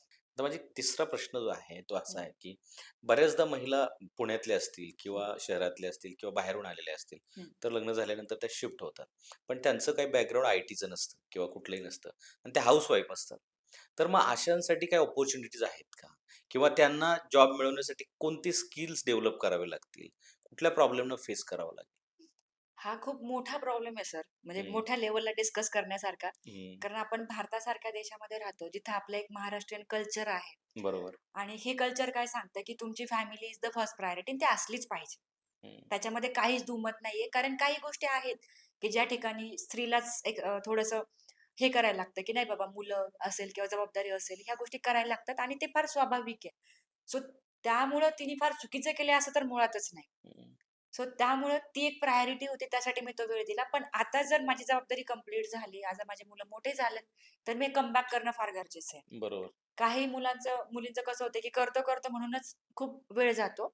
पण आय-टीमध्ये अशा बऱ्याच संधी आहे, की ज्याच्यामध्ये ते मेट्रो सिटीत जर राहत असतील किंवा जर त्यांची थोडीफार मेंटॅलिटी असेल रिलोकेट करायची, तर त्याही अपग्रेड करून खूप चांगलं पॅकेज मिळवू शकतात. मॅक्सिमम कंपन्यांच्या कमबॅक वुमनसारखे खूप चांगले प्रोग्राम्स आहेत, की जिथे वुमन्सला पुन्हा घेतलं जातं. माझ्या सुद्धा ऑर्गनायझेशनमध्ये अशा सगळ्या लेडीजला खूप जास्त प्राधान्य दिलं जातं, की आता मुलं मोठे झालेत, तर मग आता त्या रेडी आहेत करायला. हं. कारण मुलींमधल्या काही स्पेसिफिक क्वालिटीज आहेत, जसं मल्टीटास्किंग असेल, कम्युनिकेशन असेल, हे फार एक्सलंट असतं मुलांपेक्षाही. सो त्यामुळे त्यांना खूप जास्त वेळा प्राधान्य दिलं जातं. तर पहिला बरोबर. फॅक्टर काय आहे त्यांचा कॉन्फिडन्स. कारण मोठा गॅप झालाय, कॉन्फिडन्स गेलाय. सो त्यावरती त्याने वर्क करणं फार गरजेचं आहे. त्यासाठी ॲटलीस्ट क्लासरूमला आलं पाहिजे. सेशन अटेंड केले पाहिजेत, हे गरजेचं आहे. "बाई मी सगळंच ऑनलाईन करते, मला ऑनलाईनच जॉब द्या." हे शक्य नाहीये. कोरोनामुळे ती सिच्युएशन होती, त्यावेळेस ती वेळ निभावून गेली. आता मार्केट ओपन झाले, बाहेर पडायलाच लागेल. ही बरोबर. पहिली गोष्ट. दुसरी गोष्ट, की स्किल शिकताना एकदम नाही का आपण जे म्हणतो ना, ज्याला हायली पॅकेज आहे तिथं फोकस केला पाहिजे. नाहीतर मी टेम्पररी काहीतरी शिकते आणि पुन्हा 6 महिन्यांनी मला अपग्रेड करायला लागतं, असं न करता एकदम आपण ज्याला डेव्हलपमेंट म्हणू, डेटा सायन्स म्हणू, चांगल्या गोष्टी शिकल्या पाहिजे. कारण त्याच्यामध्ये हाय लेव्हल पॅकेजेस आहेत. करून करायचं तर चांगलं स्किल सेट अपग्रेड करायचा, असा थोडासा माइंडसेट ठेवला पाहिजे. आणि तिसरी गोष्ट, थोडंसं घरच्यांना विश्वास येईपर्यंत एफर्ट टाकले पाहिजे. नाहीतर बरोबर. बाई मी आज डे 1 ऑफ क्लासला गेले, मला चहाचा कप आणून द्या, असं नाही पाहिजे. कारण नेहमी लक्षात ठेवा, जोपर्यंत तुमचे रिझल्ट येत नाही, तोवर तुम्हाला कोणीही विचारणार नाही. तुमचा पहिला पगार आल्यानंतर घरचे तुम्हाला स्वीकारतील. बरोबर. तोपर्यंत त्यांना काही बिलीव्ह नाहीये, की "हां बाबा करती काहीतरी क्लासेस करू द्या, करतीये." नाहीतर राहू द्या, जाऊ द्या. आधी मुलांचं बघ, आधी स्वयंपाक कर, मग क्लासला जा. हे प्रत्येकीसोबत होणार आहे. कारण जोपर्यंत रिझल्ट नाही, तोपर्यंत कुणीही तुम्हाला सपोर्ट नाही करणार, हे लक्षात ठेवा. कारण आपला समाज तसाच आहे. एखाद दुसरीचा नवरा खूप सपोर्टिव्ह असतो, की जो तिला आधार देतो किंवा तो तिला क्लासपर्यंत घेऊन जातो. सगळ्यांना तसा बॅकग्राऊंड भेटत नाही. त्यामुळे ऑनलाईनमध्ये का असेना, पण 2-4 तास अभ्यासाला मिळतील. नाही मिळाले, तरी तो वेळ काढायला शिका, की रात्री 11 वाजेपर्यंत जागल्याने काय फारसा फरक पडत नाही. सो थोडंसं एफर्ट टाकायची जर वृत्ती असेल किंवा मानसिकता असेल, तर आय-टीमध्ये सुद्धा चांगलं पॅकेज त्यांनाही मिळू शकतं. आता सगळ्यात महत्त्वाचा प्रश्न विचारणार आहे. हं. जे फ्रेशर आहेत, त्यांना मोठ्यात मोठं पॅकेज कसं मिळवायचं? आणि जे जॉब करतायत, पण छोट्या पॅकेजवर करतायत, त्यांना पण मोठं पॅकेज कसं मिळवायचं? ह्याचे काही टिप्स किंवा टेक्निक्स आम्हाला सांगा. मोठ्या पॅकेजसाठी कसं लागतं ना सर, की मोठा प्रॉब्लेम सॉल्व्ह करण्याची क्षमता लागते हं, आणि मोठा प्रॉब्लेम तेव्हाच सॉल्व्ह होऊ शकतो ना, ज्यावेळेस सुरुवात सिंगल स्टेपने होईल. बरोबर. सो जे लोकं स्मॉल प्रॉब्लेम किंवा स्मॉल पगारात काम करतात, तर त्यांनी पहिलं टार्गेट काय ठेवलं पाहिजे, की आज जर मला मोठा प्रॉब्लेम सॉल्व्ह नाही ना करता येत, तर मला काहीतरी कमी स्किल सेट आहे. माझ्याकडे काहीतरी कमी नॉलेज आहे. तर पहिलं तर जे लोकं मोठे पॅकेजेस करतात, कमवतात, ते काय करतात हे पाहिलं पाहिजे. ऑब्झर्व्ह केलं पाहिजे, की त्यांच्याकडे असा स्किल सेट आहे, तर तो का आहे, ते कुठून शिकले, त्यांनी काय वेगळं केलं. सो तिकडे पहिला फोकस केला पाहिजे आणि जे झिरोमध्ये आहेत, त्यांनी काहीतरी एक्सेप्ट करून पुढे सुरुवात केली पाहिजे. आणि मोठे टार्गेट ठेवावेत, की ज्याला एक मला 10,00,000, 15,00,000, 20,00,000 पाहिजे. मग टेक्नॉलॉजी तेवढे हाय एंड केली पाहिजे. जसं की एआय, एम-एल हे आलंच पाहिजे मग. डेटाबेस जर तुम्ही शिकताय, तर 4 टाइपचे डेटाबेस आले पाहिजेत. एका एस-क्यूएलवरती तुम्ही मागताय 15,00,000 कोणी द्यायला बसलेलं नाहीये. बरोबर. यासोबतच डिफिकल्ट प्रॉब्लेम सॉल्व्हिंग ॲटिट्यूड हे असलं पाहिजे. ते कधी येईल? आता तुम्ही लेटेस्टमध्ये एक स्टोरी ऐकली असेल सर, एका कॉलेजच्या मुलाला ना आय थिंक 2 सीआरचं पॅकेज मिळालं. हं. त्याच्या इंटरव्ह्यूमध्ये त्याने काय सांगितलं, त्याने 371 प्रॉब्लेम एका वर्षात सॉल्व्ह केले होते. ओके. 371 कोड सॉल्व्ह केले, ते प्रॉब्लेम सॉल्व्ह केले, तेव्हा त्याला तो इंटरव्ह्यू ईझी गेला. का? कारण ते ऑलरेडी त्यांनी 10 वेळा केलं होतं. हं. मग तुम्ही त्या कॅटेगरीत फॉल करताय का? बरोबर. तुम्ही 15 प्रॉब्लेमवरती तुम्ही 10,00,000 मागताय, तर तुम्हाला कसं काय मिळतील? बरोबर. तुम्ही करा ना 500 प्रॉब्लेम सॉल्व्ह. मग तुम्हाला किती 2 नाही 3 सीआरचं पॅकेज मिळेल. जोपर्यंत तुम्ही छोटे-छोटे कोड किंवा छोटे-छोटे प्रॉब्लेम सॉल्व्ह करत नाही, तोपर्यंत तुम्ही मोठा कसं काय करू शकता? बरोबर. सो पहिलं तर मोठा प्रॉब्लेम सॉल्व्ह करण्यासाठी छोट्या स्टेप्स घ्या. सातत्याने ते करत राहा. एक 2-4 वर्ष तुम्ही त्या गोष्टी करा. त्याशिवाय मोठं पॅकेज भेटणार नाही. असं रातोरात कोणी श्रीमंत होत नाही. कारण एका श्रीमंत व्यक्तीला ज्यावेळेस ऑडियन्सने विचारलं, की "तुम्ही तर रातोरात श्रीमंत झाला." तर तो बोलला, की "ती रात्र माझी 4 वर्षांची होती. तुला हं. माहिती आहे का?" सो असं काही रॉकेट सायन्स नाहीये, की बरोबर. रातोरात मोठं होईल किंवा रातोरात लाखांचं पॅकेज मिळेल.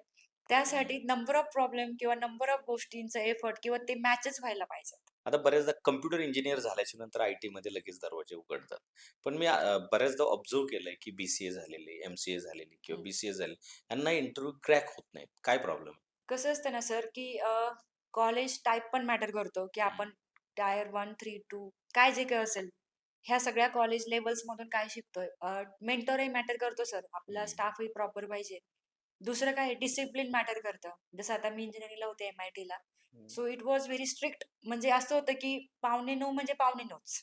हं, तुम्ही अजिबात डिले करू शकत नाही, नाहीतर यू विल बी आउट. हं, ह्या गोष्टी होत्या किंवा कॅम्पसमध्ये टाईमपास करताना दिसलाच नाही पाहिजे. जर का लेक्चर चालू आहे, तर लेक्चरमध्येच पाहिजे किंवा जर अब्सेंटी आहे, तर पॅरेंटला कॉल केलाच समजा, संपला विषय तुमचा. एवढं ते होतं. सो हे कुठेतरी मॅटर करतं. पण जे लूज ॲटिट्यूड आहे, त्यामुळे मुलंही त्याच लेव्हलचे डेव्हलप होतात आणि त्याचा इम्पॅक्ट लाईफ लाँग राहतो, की त्यांनी कधी तसे लोकं बघितलेत. आज आपण एखाद्या व्यक्तीला जर घडवतो ना, तर आपल्याला ती शिस्त पाहिजे. आज माझ्याकडे बघून खूप मुलं घडतात आहेत. का? कारण त्या डिसिप्लिन पहिलं तर माझ्यामध्ये. सो त्यांना वाटतं, की मला मॅमसारखं बनायचंय. ते आजही बोलतात. सो पहिलं तर ते मॅटर करतं. दुसरी गोष्ट, स्वयंशिस्त पहिले तर मुलांमध्ये असली पाहिजे. फार कमी मुलांमध्ये ते आहे. नसेल तर ते दिली गेली पाहिजे पालकांकडून. आज जर पॅरेंट म्हणून जर तुमच्या मुलाला तुम्हाला चांगल्या स्टेजला बघायचंय, तर त्याच्यावरती वेळोवेळी काउन्सिलिंग करणारे लोकं किंवा त्याला ते सर्कल दिलं पाहिजे. आज तुमच्या दूर-दूर रिलेटिव्हमध्ये कोणीच चांगल्या पदावर नाहीये आणि तुम्ही ते वातावरण दिलंच नाही, त्या मुलाने कधीच बघितलं नाही. तो कधीच चांगला विचार नाही करू शकणार. बरोबर. तो असाच विचार करेल, की मला आता 15,000 मध्ये समाधान मानायचंय. पण तुम्ही त्या लूपमधून बाहेर पडा, चांगल्या लोकांना भेटा, बोला, त्यांचा वेळ घ्या, अपॉइंटमेंट घ्या. त्यांनी काय वेगळं केलं, त्यांच्या स्टोरीज बघा. त्याशिवाय ते चित्र बदलणार नाही. आपण म्हणतो ना, की आपण घडतो तसंच की जसं आपण बघतो. बरोबर. आपण जे बोलतो तसंच होतं. असे भरपूर लोकं बोलतात. एन्व्हायर्नमेंटचा परिणाम ते असतोच. खूप मॅटर करतं. त्यामुळे जर तुम्हाला जर चांगलं पॅकेज किंवा चांगलं बनायचं असेल, तर पालकांनाही ते फॉलो करणं गरजेचं आहे. फक्तच आपण कॉलेजला ब्लेम करतोय, "अरे, कॉलेजने नाही दिलं, टीचर नव्हते चांगले," असं नाही. मी कधीच असं नाही म्हणू शकत. एक चांगला विद्यार्थी कधीच कोणाला ब्लेम करत नाही. हं, तो नेहमी थँक यू म्हणतो, की "thank you to my teachers, thank you to everyone." हे बिहेवियर डिफरन्स कुठून येतो? ज्यावेळेस पॅरेंट त्यांना ती गोष्ट शिकवतात. ते हं. तिथून आहे. एखादा चांगला मेंटर त्यांना ते शिकवतो. ग्रॅटिट्यूड पाहिजे. Yes, you should be thankful. So इथून ह्या गोष्टींची सुरुवात आहे. तेव्हा कुठे जाऊन हे थोडंसं बेरोजगारी म्हणा किंवा तेव्हा कुठे मुलं डेव्हलप होतील. बरोबर. आता बऱ्याचदा आय-टीतल्या लोकांसाठी पण आणि जे नॉन आय-टीतल्या लोकांसाठी नॉन कोडिंगचे काही ऑप्शन्स आहेत का? क्लाउड, AWS सपोर्टचे जॉब हं. म्हणजे आपण म्हणतो ना, की म्हणजे काही 10 वर्षांपूर्वीचं प्रेडिक्शन असतं बघा, टेक्नॉलॉजी रिव्हॉल्यूशन एंड ऑल. आज मी एआय शिकून आले. तर त्याच्यामध्ये असं सांगितलं, की ज्यावेळेस टेक्नॉलॉजी रिव्हॉल्यूशनाइज होते ना, तर त्यावेळेस खूप रॅपिडली त्याच्यामध्ये चेंजेस होतात. तर मी म्हणते एआय आजच आलं. हं. जसं की मी मुलांना शिकवताना सांगितलं, की ChatGPT 5 दिवसात स्प्रेड झालं. Facebookला 4.5 वर्ष लागलं. Instaला 8 महिने लागले स्प्रेड व्हायला. एवढं फास्ट चाललंय सगळं. हं. तर महत्त्वाची गोष्ट काय आहे, की जर तुम्हाला कोप अप करायचंय टेक्नॉलॉजीसोबत, तर तुम्हाला ते ॲक्सेप्ट करायला लागेल. खूप वेळा काय होतं, की आपण ना एखादी टेक्नॉलॉजी जी आहे त्याचा बाऊ करतो, की "अरे, हे आलं, मला नाही येत, मला नाही करायचं." जसं ॲप्टिट्यूड बेस्ट एक्झाम्पल आहे. म्हणजे बरोबर. 60% मुलं ॲप्टिट्यूडचा पेपर देऊन निघून जातात, सोडून. पेपर बघूनच सोडून जातात. उरतात 40% त्यातले 20% जेमतेम लिहितात. त्यातले 10% थोडंफार सॉल्व्ह करतात आणि त्यातले 5 मुलं सिलेक्ट होतात. पण माझं ऑब्झर्वेशन हे आहे, की जर व्यवस्थित नजदीकने जर तो पेपर अर्धा तास फक्त 2दा जरी वाचला ना, त्यातले अर्धे उत्तर आपल्याला येत असतात. हं. पण आपण तो वेळ देत नाही कारण आपल्यामध्ये ते पेशन्स नाही. सो जेवढं रॅपिडली टेक्नॉलॉजी येतीये ना, जसं व्हिडिओ थ्रू नॉलेज मिळतंय लोकांना, तेवढं रॅपिडली ते जातंय पण डोक्यातून. बरोबर. सो त्यामुळं पहिलं तर मुलांमध्ये ते थोडंसं असलं पाहिजे, की नाही यार ठीक आहे. जी जुनी पद्धत आहे ना सर, की मी 3 वेळा वाचलं, मी 2 वेळा बोलले आणि मी एकदा लिहिलं. तेव्हा मला पेपरमध्ये लिहिता आलं बरोबर. किंवा ओरल किंवा वायवामध्ये बोलता आलं. ही पद्धत कुठेतरी लॅगिंग होत चालली. हं. आता काय झालंय ना, मी वाचलं, मला समजलं, पण ते तेवढ्याच वेगाने विसरूनही जातंय. सो त्यामुळे तेवढं रिकॉल करता येत नाहीये पोरांना. सो ह्या गोष्टी म्हणजे टेक्नॉलॉजी किती भारी जरी आली किंवा एआय किती पण भारी आला, तरी एआयचा सदुपयोग करता आला पाहिजे. आता उपयोग होतोय कॉपी पेस्ट करण्यासाठी. बरोबर. सो ते न करता जनरेट कसं करता येईल, मला क्रिएट कसं करता येईल, इकडे फोकस करणं फार गरजेचं आहे. आता लॉकडाऊनने आपल्याला एक गोष्ट शिकवली, की हं, वर्क फ्रॉम होम. हं. तर वर्क फ्रॉम होमसाठी आत्ता काही ऑप्शन्स आहेत का बंद झाले आता आय-टी सेक्टरमध्ये? नाके बराबर आहेत. ज्या ठिकाणी एक्सपिरियन्स लोकं आहेत, की ज्यांचे 4-5 वर्षांचा एक्सपिरियन्स आहे. ज्यांचे बेसिकली ई-एम-आय चालू आहेत, की बाबा मी जर काम नाही केलं, पगार नाही आला, तर ई-एम-आय बाउन्स होईल. हं. आता हे लोकं घरं घेऊन बसलेत, गाड्या घेऊन बसलेत. यांना काम करणंच करणं त्यांना ते डिसिप्लिन त्यांच्या ई-एम-आयमुळे आलेलं आहे. बरोबर. किंवा त्यांना माहिती आहे, की हा जॉबच एकमेव गोष्ट आहे, की ज्याच्यामध्ये मी स्विच करायचं पण करेज नाही ठेवू शकत. म्हणजे होतं ना, की एक 8-9 वर्षानंतर एक स्टॅबिलिटी येऊन जाते, की मला स्विच नाही करता येणार आहे. त्या लोकांसाठी तिकडे वर्क होतंय. पण बरोबर. वर्क फ्रॉम होममुळे एक लाईफ बॅलन्स पण नाही राहिलेला त्या लोकांचा, की जसं की एखादा व्यक्ती तो कोल्हापूरमध्ये सेटल झालाय. किती पण कमवलं तरी त्याला ती लाईफस्टाईल जी पुणे शहर देणार आहे किंवा मुंबई शहर देणार आहे, ती लाईफस्टाईल नाहीये. सो हा एक मोठा इम्पॅक्ट आहे. पण फ्रेशरसाठी वर्क फ्रॉम होम अजिबात राहिलेलं नाहीये. आणि ओके. माझं पर्सनल ओपिनियन हे आहे, की जर आपल्याला डेव्हलप व्हायचंय ना सर, ॲज अ झिरो पासून आय-टीमध्ये, तर आपण गेलं पाहिजे ऑफिसमध्ये. आपण सीनियर सोबत कम्युनिकेट केलं पाहिजे. 4 लोकांमध्ये बसलं पाहिजे. कारण भाषा ही अशीच तर शिकली जाते ना. बरोबर. बिहेवियर असंच तर डेव्हलप होतं ना. आपल्याला डायरेक्टली कोणी येऊन नाही शिकवलं ए फॉर ॲपल काय आहे. आपण त्यासाठी शाळेत गेलो होतो. आपल्याला त्या एन्व्हायर्नमेंटनी शिकवलं. तर हा खूप पॉझिटिव्ह फॅक्टर आहे, की तुम्ही पण शहरात आलं पाहिजे, थोडं स्ट्रगल केलं पाहिजे आणि ह्याच्यामुळे तुमची पर्सनॅलिटी डेव्हलप होणार आहे. जे लोकं वर्क फ्रॉम होम करतात आहेत फ्रेशर लेव्हलला, त्यांची पर्सनॅलिटी अजिबात डेव्हलप नाहीये. म्हणजे हं. त्यांना बसण्याचे पण मॅनर्स नाहीयेत, की मे आय बरोबर. सीट पण नाही बोलत आहेत हे लोकं. हं. सो माझं पर्सनल ओपिनियन हे आहे, की वर्क फ्रॉम होमवरती रिलाय राहू नका. अजिबात बरोबर. राहू नका. कारण वर्क फ्रॉम होममध्ये पगारही जेमतेम भेटणार आहे, ॲज अ फ्रेशर. कारण समोरचा बोलतोय ना, की "अरे, तू कोल्हापूरमध्येच राहणार आहे, तर तुला कितीचा खर्च येणार आहे? त्यापेक्षा कर तू 12,000 वरती. तुम्हाला परवडणार असेल तर नक्कीच करा." पण त्याऐवजी जर पुणे-मुंबईसारख्या ठिकाणी ₹25,000 भेटणार असेल, जाऊ द्या ₹10,000-12,000 खायला राहायला. पण बाकीचं आपल्याला भेटणार आहे, पर्सनॅलिटी डेव्हलप होणार आहे. काहीतरी आपण स्ट्रगल करून काहीतरी एक चांगली पर्सनॅलिटी बनवणार आहे, तर आपण त्याला प्रिफरन्स दिला पाहिजे. मॅडम, आय-टी सेक्टरमध्ये 2026 मध्ये कोणत्या टेक्नॉलॉजीला चा बूम उडणार आहे? म्हणजे कोणत्या टेक्नॉलॉजी आपण शिकलं पाहिजे? बेसिकली एआय जास्त शिकण्यावरती फोकस केला पाहिजे. एआय आला म्हणून माझा जॉब जाईल याच्या भीतीमध्ये राहण्यापेक्षा एआय शिकून माझं काम किती ईझी करेल इकडे फोकस केला पाहिजे. कारण बेसिक कन्सेप्ट तेच आहे. जसं की एखादा डेव्हलपर आहे. तर त्याला जर फॉर लूप लिहिणं कसं आहे हे माहिती आहे, की बाबा मला आता माहिती झालं फॉर लूप असं चालतं, रिव्हर्स वेने चालतं किंवा मला ऑटोमॅटिक मेथड किंवा इम्पोर्टंट मेथड न वापरून जर फॉर लूप वापरून जर हा कोड करायचा हे जर त्याला 10 वेळा करायचंय, त्याला जर ते माहिती तर त्याने ते वापरावं. पण ज्या ठिकाणी मला तो माइंडसेटच नाही ठेवायचा, की नाही मला माझ्याच हाताने लिहायचंय, हळू-हळू टाइप करत जायचंय किंवा मला ते 10 वेळा फॉर लूप लिहिण्यावरती वेळ वेस्ट करायचा आहे, तर त्यांच्यासाठी एआय वर्क नाही करत आहे. सो बेसिकली डेटा रिलेटेड जॉब्समध्ये खूप ओपनिंग्स येणार आहेत. डेटा सायन्स सारख्या जॉबमध्ये ओपनिंग्स येणार आहेत. ज्या ठिकाणी मशीन्सवरती वर्क केलं जातं म्हणजे डेटा प्लस मशीन ज्याला आपण AI/ML म्हणतो. तिथं खूप जास्त जॉब्स येणार आहेत. तर तिथं फोकस केला पाहिजे. आणि डेव्हलपमेंटला तर मरणच नाही. सो असे जे काही जॉब्स आहेत, ते त्याला अजिबातच रिप्लेसमेंट नाहीये. अशा जॉब्सवरती फोकस केला पाहिजे. आणि last but not the list, ज्या ठिकाणी क्लाउड आहे, म्हणजे आजकाल छोटं जरी सॉफ्टवेअर असेल, तरी त्याला स्टँडर्डच क्लाउड पाहिजे. लाइक AWS किंवा Googleचा क्लाउड पाहिजे. कारण कोणाला रिस्क नाही घ्यायची. 24/7 बिझनेस झाला पाहिजे. अशा ठिकाणी सपोर्ट, डिप्लॉयमेंट असे जॉब्स आहेत. सो ते जॉब घेण्यावरती फोकस केला पाहिजे. या टेक्नॉलॉजीला अजिबात मरण नाही. आणि तिसरी महत्त्वाची गोष्ट ही पण आहे, की नवीन काही आलं तर अपग्रेड केलं पण पाहिजे. माझ्या जुन्या नॉलेजवरती मला तेवढाच पगार द्या, तर कंपनी रिप्लेस करणारच आहे.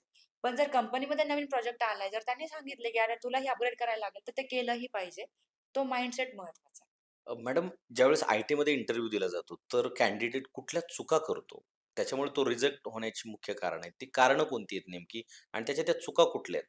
पहिलं तर रिझ्यूमे सिंगल पेजचा असला पाहिजे. हं, म्हणजे आपल्याकडे फक्त डिग्री आहे, आपल्याकडे अनुभव नाहीये, तर नको त्या गोष्टी ॲड नाही केल्या पाहिजेत. हं. सो तो सिंगल पेजचा प्रॉपर असला पाहिजे. दुसरी गोष्ट, ज्यावेळेस इन्कमिंग कॉल येतोय हायरिंग टीमचा, तर त्यावेळेस प्रोफेशनल रिस्पॉन्स दिला पाहिजे. आपल्याला आजपर्यंत फक्त कस्टमर सपोर्ट आणि घरच्यांशीच बोलायची सवय. आपण काय रोज HR सोबत बोलत नाही. तर त्यांना प्रोफेशनल रिस्पॉन्स जाणं गरजेचं आहे. तिसरी महत्त्वाची गोष्ट आहे, की ज्यावेळेस आपण इंटरव्ह्यूला जातोय, तर प्रॉपर प्रेझेंटेशन असलं पाहिजे, वेळेत पोहोचलं पाहिजे. या सगळ्या गोष्टी आहेत. त्यानंतर जर स्पेसिफिकली IT इंटरव्ह्यू आहे, तर लॅपटॉप सोबत कॅरी केला पाहिजे. डॉक्युमेंट प्रॉपर असले पाहिजेत. खूप मुलं ते इग्नोर करतात. प्रोजेक्ट स्वतःचे नसतात, कॉपी पेस्टेड प्रोजेक्ट असतात. मग यामुळे काय होतं, की तो मुलगा कॅचअप होतो. तो स्क्रिप्टेड आहे, त्याने कोणासाठी कॉपी केलंय, त्याला लगेच बाहेर काढलं जातं. सो माझं काय म्हणणं आहे, की जर तुम्हाला नॉलेज खरंच आहे, तरच तुम्ही त्या रिझ्यूममध्ये ॲड करा, तरच रिप्रेझेंट करा. जर तुम्हाला नाही, तर तुम्ही तुमचा वेळ का घालवताय? आणि महत्त्वाची गोष्ट काय आहे, की खूप मुलं ना ऑनलाईन खूप वेळा अप्लाय करत बसतात, त्याच्यात खूप वेळ खर्च करतात. ऑनलाईन प्लॅटफॉर्म हे फ्रेशरसाठी नाहीतच आहे. त्यापेक्षा महिन्यातून 200 अर्ज करण्यापेक्षा 2च करा. एवढे स्ट्राँग करा आणि एवढा रिसर्च करा, की त्या कंपनीने मना केलंच नाही पाहिजे. सो या गोष्टी महत्त्वाच्या आहेत, की बाबा त्याच्यामध्ये रिझ्यूमे आला, HR राउंड आला, कोडिंग टेस्ट आली, त्यानंतर तुमचा फेस टू फेस इंटरव्ह्यू आला. तर याच्यामधून खूप मुलं रिजेक्ट होतात आहेत. सो त्याच्यामधून सिलेक्ट होण्यासाठी मल्टिपल टाईम त्याची प्रॅक्टिस, मिरर प्रॅक्टिस केली पाहिजे. आज मला माझा इंट्रो पण सांगता येत नाही, तुम्ही डिग्री घेऊन निघालात. कशाला HR घेईल समोरचा? तो घेणारच नाही. जर हं, तुम्ही इंजिनिअर आहात, तर तुम्हाला तुमचा इंट्रो बिना हिचकिच तुम्हाला बोलता यायला पाहिजे. एक 2-3 मिनिटं तरी स्वतःबद्दल सांगा. आज तुम्ही 25 वर्षाचे झाले, तर तुमच्याकडे तेवढी तरी हिस्ट्री पाहिजे ना, की तुम्ही हे केलं, ते केलं, हे अचीव्ह केलं, ते अचीव्ह केलं. तुम्हाला एवढे मार्क्स पडले, हे तरी लिटरली काही-काही मुलांना त्यांचे मार्क पण माहीत नसतात. सो ही दुविधा बरोबर. आहे मार्केटमध्ये. त्यापेक्षा थोडंसं तुम्ही रिसर्च केला पाहिजे, थोडासा अभ्यास केला पाहिजे, मगच इंटरव्ह्यूला गेलं पाहिजे. नाहीतर सांगितलंय मित्रांनी चाललंय उठून आणि बिना केस विंचरता, मग अशा मुलांचं काहीच नाही होऊ शकत. सो बरोबर. हे महत्वाचं आहे. मॅडम, आय-टी सेक्टरमध्ये कोणत्या टेक्नॉलॉजी आहेत, ज्याला हायली पॅकेज म्हणजे जास्त आहे, सॅलरी पॅकेज? डेव्हलपमेंटला खूप जास्त आहे सर, कारण डेव्हलपमेंटची रिप्लेसमेंट नाही होऊ शकत. त्यानंतर डेटा सायन्सला खूप जास्त आहे, कारण डेटा सायन्स काय करतो पर्टिक्युलरली तुमचं स्टॅटिस्टिक्स असेल, डेटाबेस असेल आणि लँग्वेज असेल, ह्या सगळ्यांना एकत्र करून एखादा असा अल्गोरिदम किंवा एखादं असं API बनवतं, की जे तुमचं डिफिकल्ट प्रॉब्लेम पण इझिली सॉल्व्ह करतं. सो त्या गोष्टी आहेत. त्यानंतर सोल्युशन आर्किटेक्ट म्हणू शकतो. या हाय लेव्हल पोझिशन झाल्या किंवा प्रोजेक्ट मॅनेजर असेल, की जे रिक्वायरमेंट गॅदर करतात, डिलिव्हर करतात. तर अशा हाय एंड गोष्टी आहेत, ज्याच्यामध्ये लीडरशिप स्किल, कम्युनिकेशन स्किल्स किंवा रिक्वायरमेंट अंडरस्टँडिंग, डिलिव्हरी, डिस्ट्रिब्युशन हे सगळं प्रॉपरली येतं. तर या सगळ्या गोष्टींना खूप हाय एंड पॅकेज राहतात आय-टीमध्ये. सो जर फ्रेशर लेव्हलला असाल आणि जर 5-6 वर्षांमध्ये चांगलं पॅकेज हवं असेल, तर टेक्नॉलॉजी चांगली सिलेक्ट करा. जसं Python सारखी कोडिंग लँग्वेज असेल, जावा असेल, बरोबर. हे शिका. एखादा चांगला डेटाबेस शिका किंवा एखादं असं टूल जसं DevOpsचे सॉफ्टवेअर्स आहेत. Kubernetes असेल किंवा अजून बऱ्याच साऱ्या गोष्टी आहेत, की जे मल्टिपल जसं टेस्टिंगचं काम केलं जातं, डिप्लॉयमेंटचं केलं जातं. तर ह्या सगळ्या टूल्सवरती काम केलं पाहिजे आणि त्याशिवाय मग चांगली ग्रोथ नाही. कारण जे मल्टीटास्कर आहेत, सो त्यांना खूप चांगलं पॅकेज मिळतं. त्याला आपण स्पेशलायझेशन म्हणतो. पण काही-काही फ्रेशर काय चूक करतात, की सगळंच ॲड करतात त्या रिझ्यूममध्ये. म्हणजे सगळंच येतं असं म्हणतात आणि ॲक्चुअली काहीच येत नाही. त्याला भेळ म्हणते मी. सो हं, हे भेळ न करता ॲट अ टाईम एका स्पेशलायझेशनवरती वर्क करा आणि त्याच्यामध्येच एकदम बेस्ट रिप्रेझेंट करा म्हणजे चांगला पगार भेटेल. तर हे बरोबर. फार गरजेचं आहे. आता वयाच्या 25 मध्ये जर आपल्याला 5,00,000चं पॅकेज मिळवायचं असेल, तर फर्स्ट इयरपासून त्या स्टुडंटने कोणता ट्रॅक रेकॉर्ड मेंटेन केला पाहिजे? फर्स्ट इयरला तर एकतरी लँग्वेज केली पाहिजे. जसं की basic C++, data science data डी-एस-सीचे कन्सेप्ट मला म्हणायचंय, तर ते यायलाच पाहिजे. कारण फर्स्ट इयरला मल्टिपल सब्जेक्ट असतात त्यामुळे एवढा वेळ भेटत नाही. सेकंड इयरला गेल्यानंतर ॲटलीस्ट कोर जावा, ॲडव्हान्स जावा इथपर्यंत गेलं पाहिजे. थर्ड इयरला स्वतःचा मिनी प्रोजेक्ट स्वतःच बनवला पाहिजे. हं. त्यासाठी त्या प्रोजेक्टला लागणारा डेटाबेस असेल, लँग्वेज असेल, हे सगळं स्वतः केलं पाहिजे. त्याशिवाय तो प्रोजेक्ट बनणार नाही. महत्त्वाची गोष्ट काय आहे, की बऱ्याच मुलांकडे आयडियाज नसतात. ते कुठून तरी कॉपी करतात YouTubeवरून आणि एवढी करोडोची लोकसंख्या प्रत्येकजण तेच करणार, तर तुमच्याकडे काय युनिक असणार? त्यापेक्षा एखादी सिंपलशी गोष्ट करा ना. तर त्याचं मी एक बेस्ट एक्झाम्पल जर द्यायचं झालं ना, तर मी सांगेल की समजा एखाद्या कंपनीचा कस्टमर सपोर्टचा स्टाफ आहे. 50 लोक आहे त्यांच्याकडे डेली बडबड करतात, कस्टमर सपोर्ट करतात. आता ह्या 50 लोकांचा जर ऑडिओ चेक करायचा असेल, तर एखाद्या प्रोसेस अनालिस्टला किती वेळ लागेल? साधारण एखादा माणूस 6 तास तर बोलतोच. 6 तासाचं रेकॉर्डिंग ऐकण्यासाठी खूप वेळ लागेल, बरोबर? जर ही गोष्ट जर तुमच्या एपीआयने जर सॉल्व्ह केली, की बाबा त्या ऑडिओला जर टेक्स्टमध्ये कन्व्हर्ट केलं आणि तुमच्या फिक्स स्क्रिप्टसोबत जर कंपेअर केलं आणि जर सांगितलं, की यात 6 तासापैकी 4 तासाचे जे कॉल झालेत, तर त्या कॉलमध्ये आपला कस्टमर सपोर्ट पर्सन करेक्ट बोललाय आणि उरलेल्या 2 तासामध्ये तो करेक्ट बोललेला नाहीये. आणि त्याच्यामध्ये हे वर्डिंग चुकीचं गेलंय, तर किती ईझी झालं बरोबर. ट्रेस करायला. एखाद्या बिझनेस ओनरचा किती वेळ सेव्ह होईल. एखाद्या प्रोसेस अनालिस्टचा किती वेळ सेव्ह होईल. डिसिजन मेकिंग किती फास्ट होईल. सो मग आता काय झालंय ना, की आपल्या साध्या-साध्या आयडियांवरती वर्क करणं मुलांना जमत नाहीये. ते काय बरोबर. करायला लागलेत, की student management system, education management system, college management system यातच अडकून पडलेत. आणि हे असे रद्दी झालेले आहेत हे प्रोजेक्टचे नावं. समोरच्या इंटरव्ह्यूअरला माहिती आहे, की हे कॉपी पेस्टेड आहे, ते तुम्हाला घेणारच नाही. ते बरोबर. विचारणारच नाही. त्यापेक्षा आयडिया खूप छोटी ठेवा, इम्प्लिमेंटेशन करा. कोण म्हटलंय तुम्हाला, की तुम्ही मोठा प्रोजेक्ट करा. तुम्ही गोष्ट छोटीच ठेवा. आता जसं Zomato, Swiggy किती छोटीशी गोष्ट आहे. हॉटेलमध्ये जाऊन खायचा कंटाळा आला, तुम्ही घरी खा. हं. पण आज कुणाचा फायदा होतो? हॉटेलवाल्याचा पण होतो, डिलिव्हरीवाल्याचा पण फायदा होतो आणि Zomatoवाल्याचा पण फायदा होतो. तिघांना पैसा मिळतो एका टाईमाला. मग हा इन्कन्व्हिनियन्स सॉल्व्ह केला ना. मग तसं बरोबर. तुम्ही काहीतरी अशी गोष्ट करा, की ज्याच्यामध्ये इंडस्ट्रीचा वेळ वाचेल. एखादी पार्किंगची सिस्टम बनवा, की ज्याच्यामध्ये पार्किंगमध्ये दरवेळेस असं माणसाला ते हे करायला लागतं. ₹10 ₹20 भरण्यासाठी थांबायला लागतं. एखादा असेल कोट्याधीश, मग त्याच्याकडे एवढा वेळ नाही. मग त्याच्या गाडीला एखादं जसं आता आलंय स्टिकर आपण लावतो ना टोलच्या इथे. त्याला आपण सॉरी काय म्हणतो फास्टॅग. सो फास्टॅगने किती भारी फीचर दिलं. कितीतरी अवर्सचा अवर्सचा वेळ वाचला. बरोबर. मग ह्यासारख्या छोट्या-छोट्या गोष्टी तुम्ही का नाही करत? की आज ह्या टॉलमधून एवढ्या गाड्या पास झाल्या. ह्याचा रिपोर्ट तुम्ही द्या ना. तुम्हाला का नाही पैसा भेटणार? का नाही? म्हणजे आता आपण फक्त जॉबसाठीच बनलो असं थोडी ना. हं. आपण एखादं चांगले एम्पायर उभे करू शकतो. सो ह्या बिझनेस आयडियासाठी तुम्हाला थर्ड इयरमध्ये हे सगळं करायला लागेल. तेव्हा कुठे लास्ट इयरला चांगली कंपनी जॉब देईल. आता लास्ट इयरला काय करायचंय, की पहिलं सेमिस्टर व्हायची वाट पण नाही बघायची. पहिलं सेमिस्टर आलं, की जॉबसाठी ॲप्टिट्यूड टेस्ट असतील किंवा त्या जॉबसाठी इंटरव्ह्यू प्रिपरेशन असेल किंवा त्यासाठी कोडिंग राउंड असेल, याची तयारी करणं फार गरजेचं आहे. मुलांचं कसं होतं, की आहे ना अजून 1 वर्ष, मला काय गरज आहे? कॉलेजची परमिशन घेऊन पहिल्या सेमिस्टर नाही, दुसऱ्या सेमिस्टरला बाहेर पडलं पाहिजे कॉलेजमधून, की बाबा मला आता जॉब मिळालाय. तुमच्या हातात जॉब पाहिजे लास्ट इयरला. संपेपर्यंत जर वाट बघाल ना, तर तुम्ही एक दिवस फक्त बाहेर पडलेल्या विद्यार्थ्याला विचारून बघा, की त्याची काय कंडिशन आहे. त्याला रोज हे टॉर्चर आहे, की तुझं डिग्री होऊन पण काहीच होत नाही. त्यापेक्षा कॉलेजमध्ये असताना थर्ड इयरमध्ये स्वतःचा प्रोजेक्ट स्वतः करा. लास्ट इयरमध्ये इंटर्नशिप फाइंड आउट करून इंटर्नशिप जॉइन करा आणि लास्ट इयरच्या लास्ट सेमला जॉब हातात ठेवा. त्यासाठी हे 4-5 इंटरव्ह्यूची तयारी करा, की बाबा नाही हे यामध्ये हा राउंड आहे, तो आहे.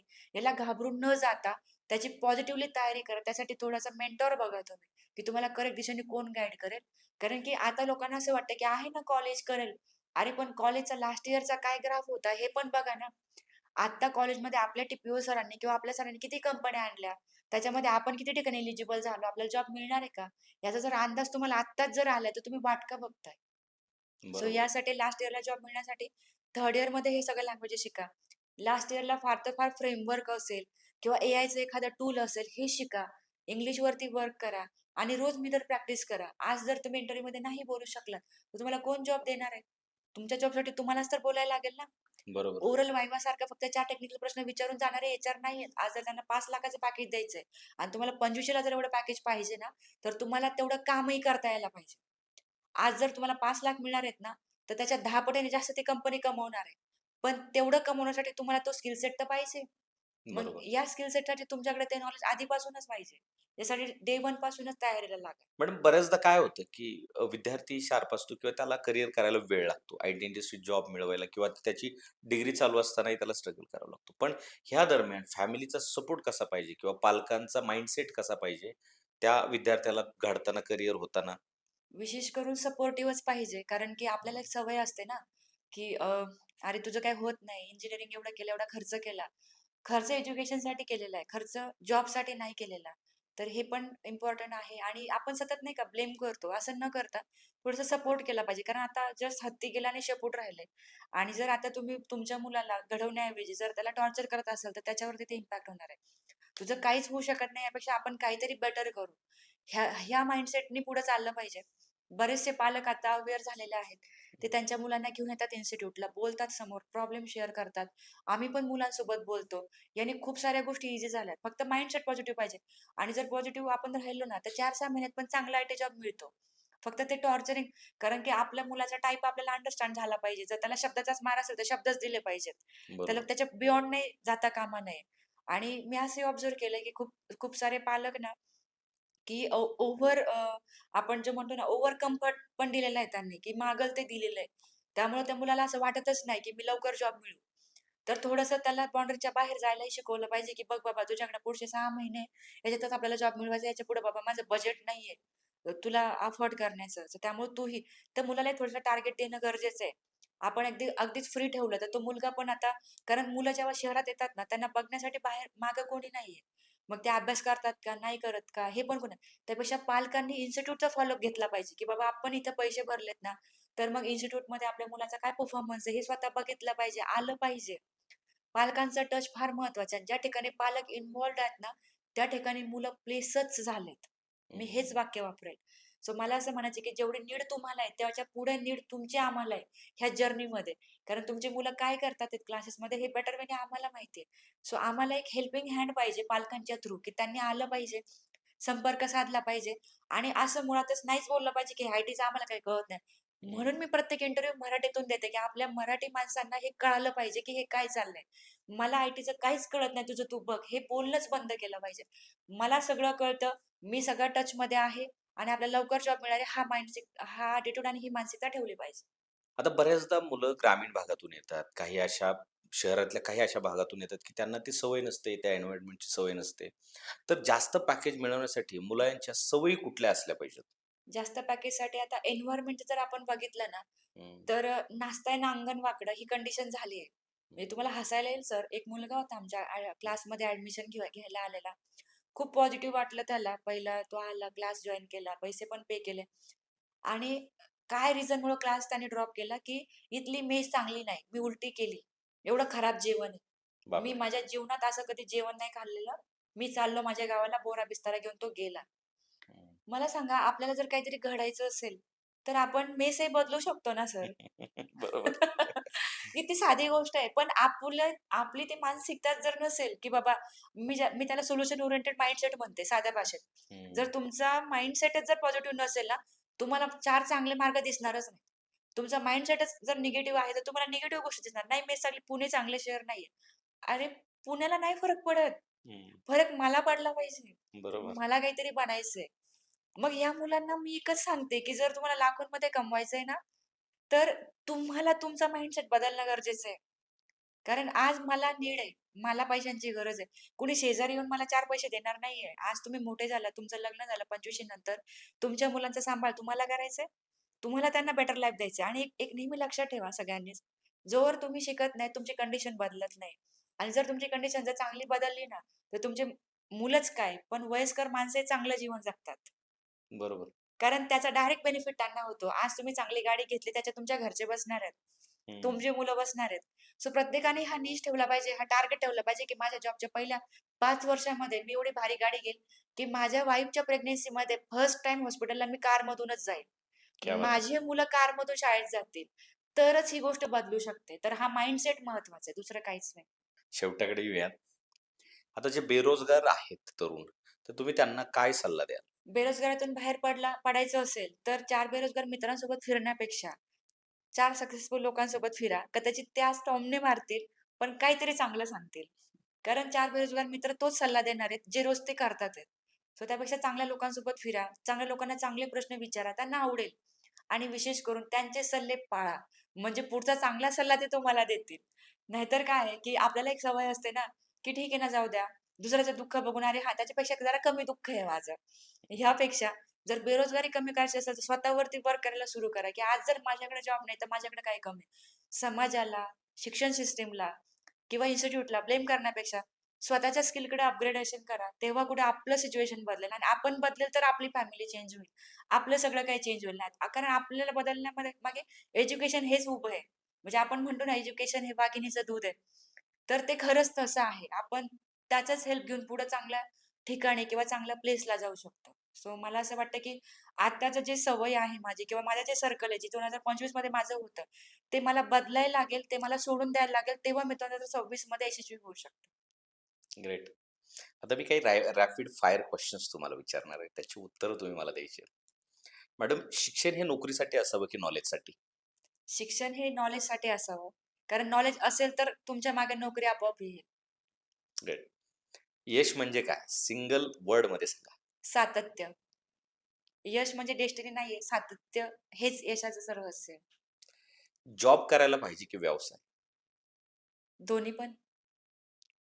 नाही, ह्यातलं एकच निवडायचं. काय निवडाल, की जॉब करायला पाहिजे की व्यवसाय? व्यवसाय करायचा असेल तर बिना पगाराचं 3 वर्ष राहता आलं पाहिजे. पण जर बिना पगाराचं राहायचं नसेल, तर मग जॉबच केला पाहिजे. स्ट्रेस काय येतो? एका वाक्यात सांगा. काम नाही केलं तर स्ट्रेस येतो. हॅपीनेसचं मूळ काय आहे? एका शब्दात सांगायचं. हॅपीनेसचं म्हणून आहे एक्सेप्टन्स. स्वीकारलं पाहिजे स्वतःला जसं आहे तसं, तरच आपण हॅपी राहू शकतो. बेस्ट अचिव्हमेंटसाठी काय केलं पाहिजे? एका वाक्यात सांगा. सातत्याने मेहनत केली पाहिजे सही दिशेने. मॅडम, तुम्हाला मिळणारं सॅटिस्फॅक्शन कशात आहे? एका शब्दात सांगायचं. प्लेसमेंट झाल्यावर. ग्रेट. मॅडम, तुम्ही सत्ता मंचावर आलात. तुमचे खूप खूप आभार. Thank you so much sir. तर मंडळी, आज आपल्या सत्ता मंच या व्यासपीठावर सन्माननीय इंजिनियर सारिका भुतारे मॅडम आल्या आणि त्यांनी IT इंडस्ट्रीतील संधीबद्दल आणि जॉब मिळवण्यासाठी खरंच काय गरजेचं आहे याबद्दल सविस्तर माहिती दिली. त्याबद्दल मी सत्ता कुटुंबाच्या वतीने त्यांचे खूप खूप आभार मानतो आणि आपणही आम्हाला ऐकून घेतलं आणि वेळ दिला त्याबद्दल आपल्या सर्व मंडळींचे मी आभार मानतो. सारिका भुतारे मॅडम यांना मी पुढील वाटचालीसाठी खूप खूप शुभेच्छा देतो. तर मंडळी, पुन्हा भेटूयात एका नव्या विषयावर, एका नव्या पाहुण्यांबरोबर. भेटत राहू, बोलत राहू. अजून जर चॅनलला सबस्क्राईब केलं नसेल तर सबस्क्राईब करून घ्या आणि बेल आयकॉन दाबायला विसरू नका, म्हणजे येणारा एपिसोड तुमच्यापर्यंत पोहोचेल. आणि जर एपिसोड आवडला तर जवळच्या व्यक्तीपर्यंत नक्की शेअर करा. तोपर्यंत सर्वांना माझा जय हिंद, जय महाराष्ट्र.